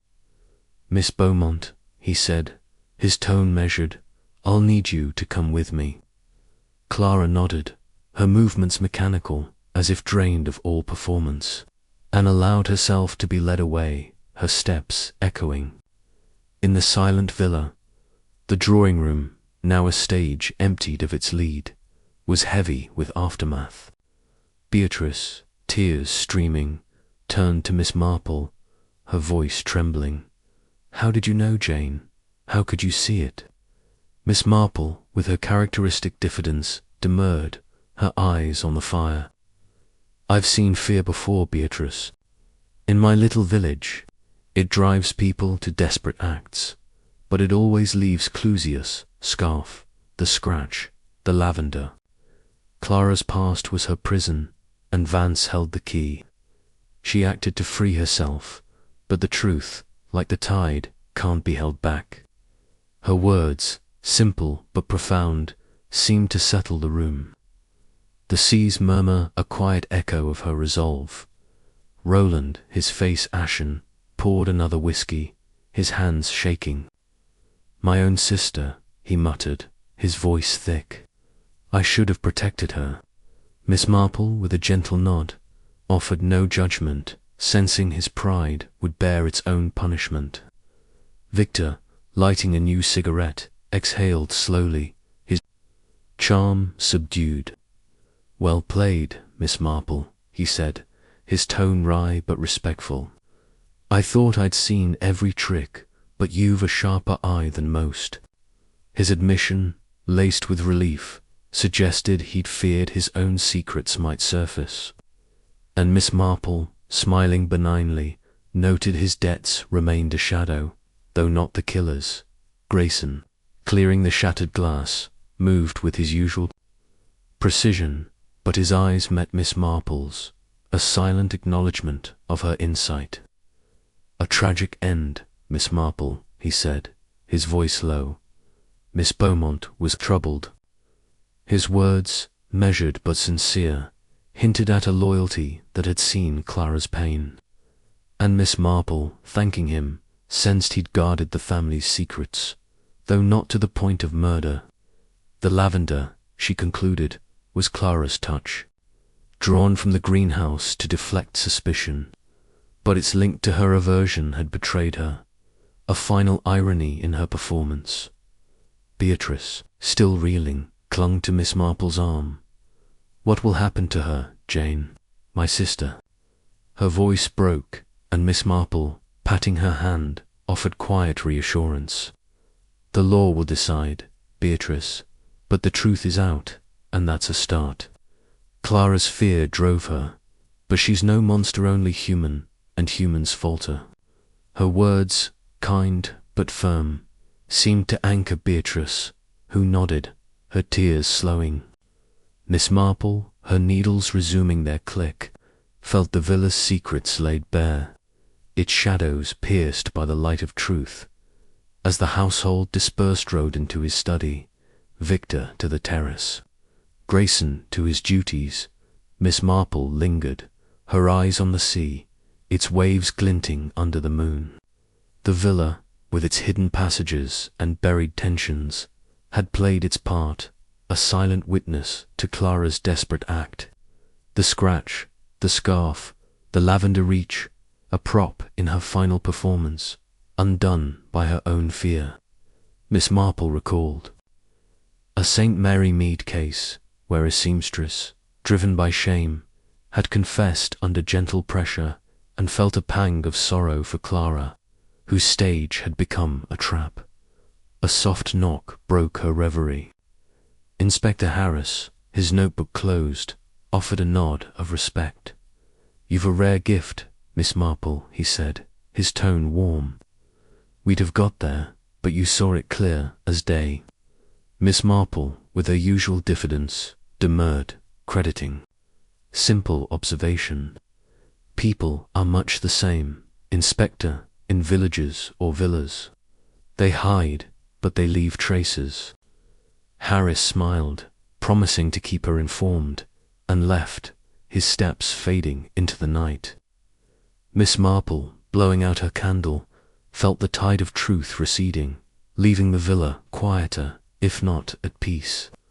The sea's murmur, relentless and indifferent, seemed to echo her resolve. The final performance was over, and the curtain had fallen. Chapter 12. The seas whispered the seventh morning at Cliffside Villa dawned with a fragile calm. The sea beyond the cliffs, shimmering under a pale sun, its surface smooth as glass after the previous night's restless winds. Miss Jane Marple, rising with her customary punctuality, dressed in a soft woolen frock, and pinned her white hair with care, her mind lingering on the dramatic unmasking of Clara Beaumont as Harold Vance's killer. The crimson and gold scarf, Clara's own, knotted around the journalist's neck, had been the damning clue, its theatrical flourish betraying her desperate bid to silence her past. The faint lavender scent, a deliberate misdirection drawn from the greenhouse's oil vial, had pointed to Clara's attempt to frame another, exploiting her known aversion to the fragrance. The scratch on the windowsill, matching her bracelets, hook, and her presence in the garden during the fatal argument had sealed her guilt, unraveling her carefully staged performance. Yet the villa's other secrets, Colonel Roland Langley's financial wounds, Victor Crane's precarious debts, and Mr. Grayson's silent loyalty had woven a tapestry of motives, each a thread in the human frailties Miss Marple had laid. Bare now, with Clara in custody, the household faced its aftermath, and Miss Marple, sensing the sea's whisper, held a final lesson, prepared to depart, her work at Cliffside complete. The dining room, where breakfast was served, bore the weight of a house in mourning, not for Vance, but for the shattering of its fragile harmony. Beatrice Langley, her face etched with grief, poured tea with trembling hands, her eyes red-rimmed but resolute, as if determined to hold the family together. Roland, his military bearing softened by shock, ate sparingly, his gaze fixed on a distant point, his usual bluster replaced by a quiet anguish. Victor, his charm subdued, sipped coffee, his fingers drumming a restless rhythm, his eyes avoiding Beatrice's. Mr. Grayson, serving poached eggs with his customary precision, moved with a sombre grace, his face a mask of professionalism, though Miss Marple noted a faint tremor in his hands as he set down a platter. Clara's absence was a palpable void, her chair empty, its silence louder than any words. Miss Marple, accepting a slice of toast, observed the household's muted dynamics, her heart heavy with sympathy but her mind alert, cataloguing the final nuances of their reactions. Beatrice, breaking the silence, turned to Miss Marple, her voice soft but steady. "Jane, I don't know how to thank you," she said, her eyes brimming. "You saw what we couldn't, what Clara hid, even from herself. It's a terrible truth, but it's out, and we can face it now. Her gratitude, raw and sincere, touched Miss Marple, who, with her characteristic diffidence, demurred, her needles clicking softly in her lap. "I only observed, Beatrice," she said, her voice gentle. "People leave traces, in their words, their fears. Clara's past was a burden, and fear drove her to a desperate act. I've seen it before, in my little village." Her words, simple but profound, seemed to anchor Beatrice, who nodded, her hands steadying on the teapot. Roland, stirring his tea, spoke at last, his voice gruff but tinged with regret. "I failed her," he said, his eyes meeting Miss Marple's. "My own sister, and I didn't see her pain. I was too caught up in my own troubles. Vance's damned scheme, the money lost. I should have protected her." His admission, raw and unfiltered, revealed a man humbled by guilt, and Miss Marple, with a gentle nod, offered no judgment, sensing his pride would bear its own penance. "You'll stand by her now, Colonel," she said softly. "That's what matters." Roland's jaw tightened, but he nodded, a silent vow to support Clara through the trials ahead. His military resolve redirected to a familial duty. Victor, lighting a cigarette, exhaled slowly, his usual nonchalance replaced by a quiet introspection. "You've a rare gift, Miss Marple," he said, his tone wry but respectful.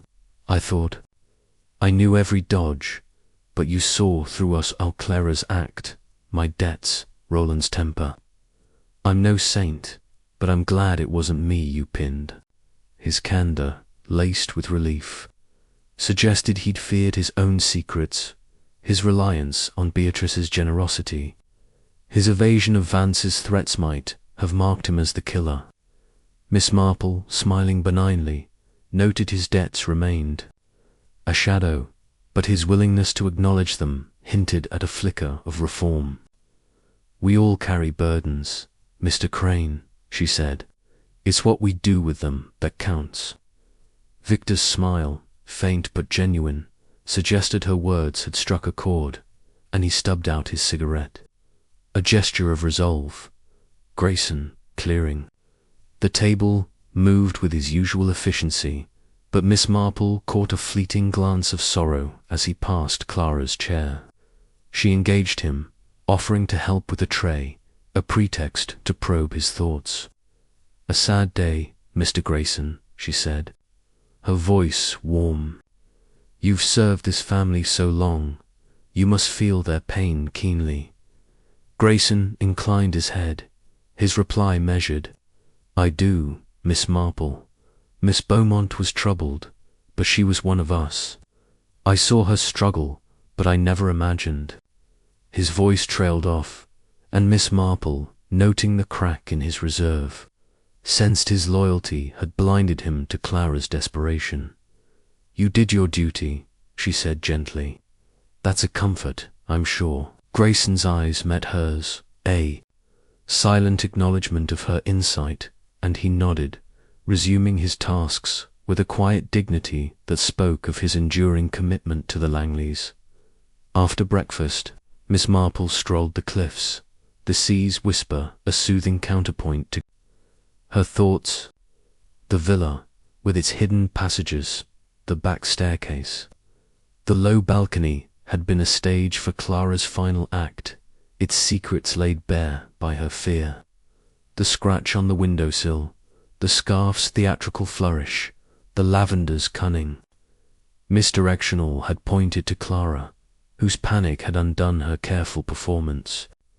Miss Marple recalled her confession, raw and unscripted. In the drawing room, the argument in the garden, the confrontation in Vance's room, the scarf seized in a moment of terror. Clara's past, a scandal that had shattered her dreams, had been her prison, and Vance's blackmail, threatening her plans for a new life, had driven her to silence him. The lavender, drawn from the greenhouse to suggest another's hand, had backfired, its link to her aversion betraying her, a final irony in her tragedy. Returning to the villa, Miss Marple found Inspector Harris in the hall. His notebook closed, his expression one of quiet respect. "We're wrapping up, Miss Marple," he said, offering a nod.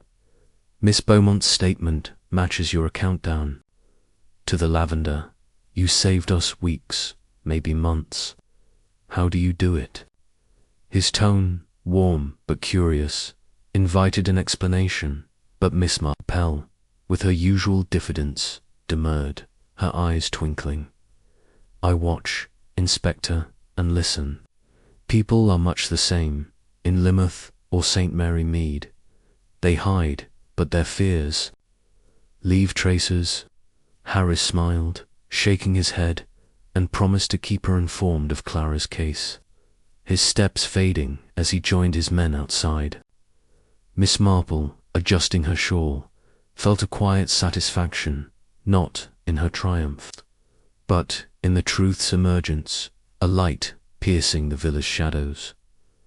Beatrice, found in the drawing-room, was packing Clara's belongings, her hands gentle as she folded a silk dress. "I'll send these to her," she said, her voice thick with emotion. "She'll need familiar things wherever she goes." Miss Marple, joining her, offered to help, and the task became a quiet ritual, a way to honor Clara's humanity amid her fall. Beatrice, pausing over a photograph of Clara in costume, radiant and defiant, confided her hopes. "I'll visit her, Jane, as often as they allow. She's my sister, no matter what she's done. And Roland, he's promised to hire a good lawyer. We'll stand by her." Her resolve, born of love, moved Miss Marple, who, patting her hand, offered quiet reassurance. "Family endures, Beatrice. It's stronger than fear, stronger than shame." Beatrice's smile, faint but steady, suggested she'd found a measure of peace, and Miss Marple, her needles clicking, felt the villa's wounds beginning to heal. Victor, encountered on the terrace, was sketching the sea, his pencil moving with a new focus, as if seeking purpose in his aimless life. Miss Marple, pausing to admire his work, mentioned his plans, framing it as curiosity about his travels. "I'm thinking of London," he said, his tone thoughtful. "Not to sponge off Beatrice. Mind you, I've had enough of that. Maybe a job, something steady. Vance's death. It's a wake-up call, Miss Marple." His candor, free of his usual charm, suggested a turning point, and Miss Marple, nodding encouragingly, sensed his debts, though still a burden, might spur him to change. "A fresh start is always possible, Mr. Crane," she said. "It's the trying that matters." Victor's nod, accompanied by a faint smile, hinted at a resolve to try, and Miss Marple, believing him to his sketch, felt a flicker of hope for his future. Grayson, overseeing the packing of Miss Marple's suitcase, was her final encounter before departure. She found him in the hall, his hands deft as he secured her modest bag, and thanked him for his service, her voice warm. "You've been a pillar, Mr. Grayson," she said. "The Langleys are fortunate to have you." Grayson's face softened, his reply low but sincere. "It's my duty, Miss Marple, and my privilege. This house, it's seen worse, and it'll endure." His words, tinged with pride, confirmed his unwavering loyalty, and Miss Marple, noting his steady hands, sensed he'd carry the family through Clara's trial, his silence a strength rather than a shield.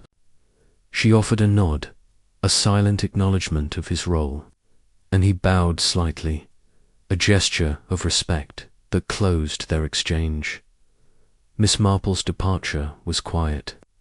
A hired car waiting at the villa's gate, its engine humming softly. Beatrice, seeing her off, clasped her hands, her eyes brimming but steady. "Come back, Jane.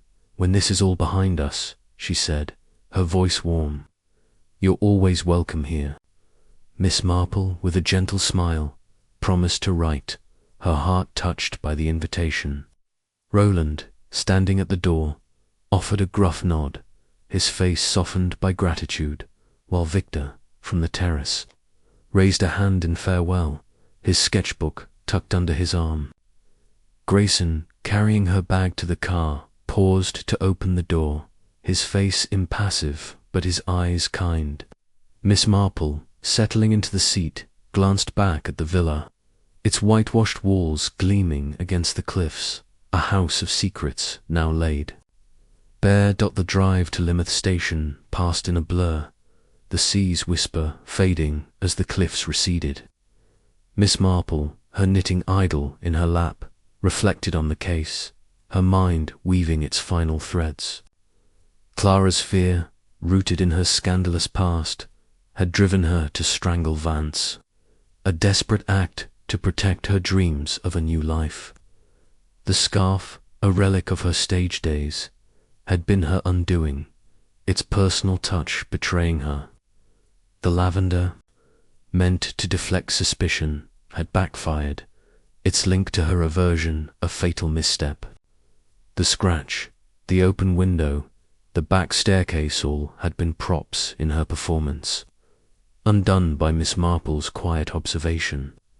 Roland's pride, Victor's debts, Grayson's loyalty each had been a distraction, their motives real, but their hands clean. The villa, with its hidden paths, had been complicit, a silent stage for Clara's tragedy. At the station, Miss Marple boarded her train, her suitcase stowed above, a copy of the Times unopened on her lap. She preferred to watch the passing landscape fields, giving way to villages, each a microcosm of human frailties. The case, she knew, would linger in Lymouth, its ripples felt in Clara's trial. Beatrice's grief, Roland's resolve, Victor's reform, Grayson's duty. She recalled a St. Mary Mead case, where a baker's confession had healed a fractured family, and felt a quiet hope for the Langleys, their wounds raw but the sea's whisper, now a memory, had taught her anew. Truth, like the tide, was relentless, and human hearts, though frail, could endure its weight. As the train neared St. Mary Mead, Miss Marple's thoughts turned to her cottage, its lace curtains and rose beds, a haven of peace. Another puzzle, she knew, would soon find her perhaps a village feud, a misplaced letter, a whispered secret. She smiled, her needles resuming their click, ready to meet it with her gentle, unyielding gaze. The sea's whisper faded, replaced by the hum of home, and Miss Marple, her heart steady, felt the world's mysteries waiting, as endless as the waves.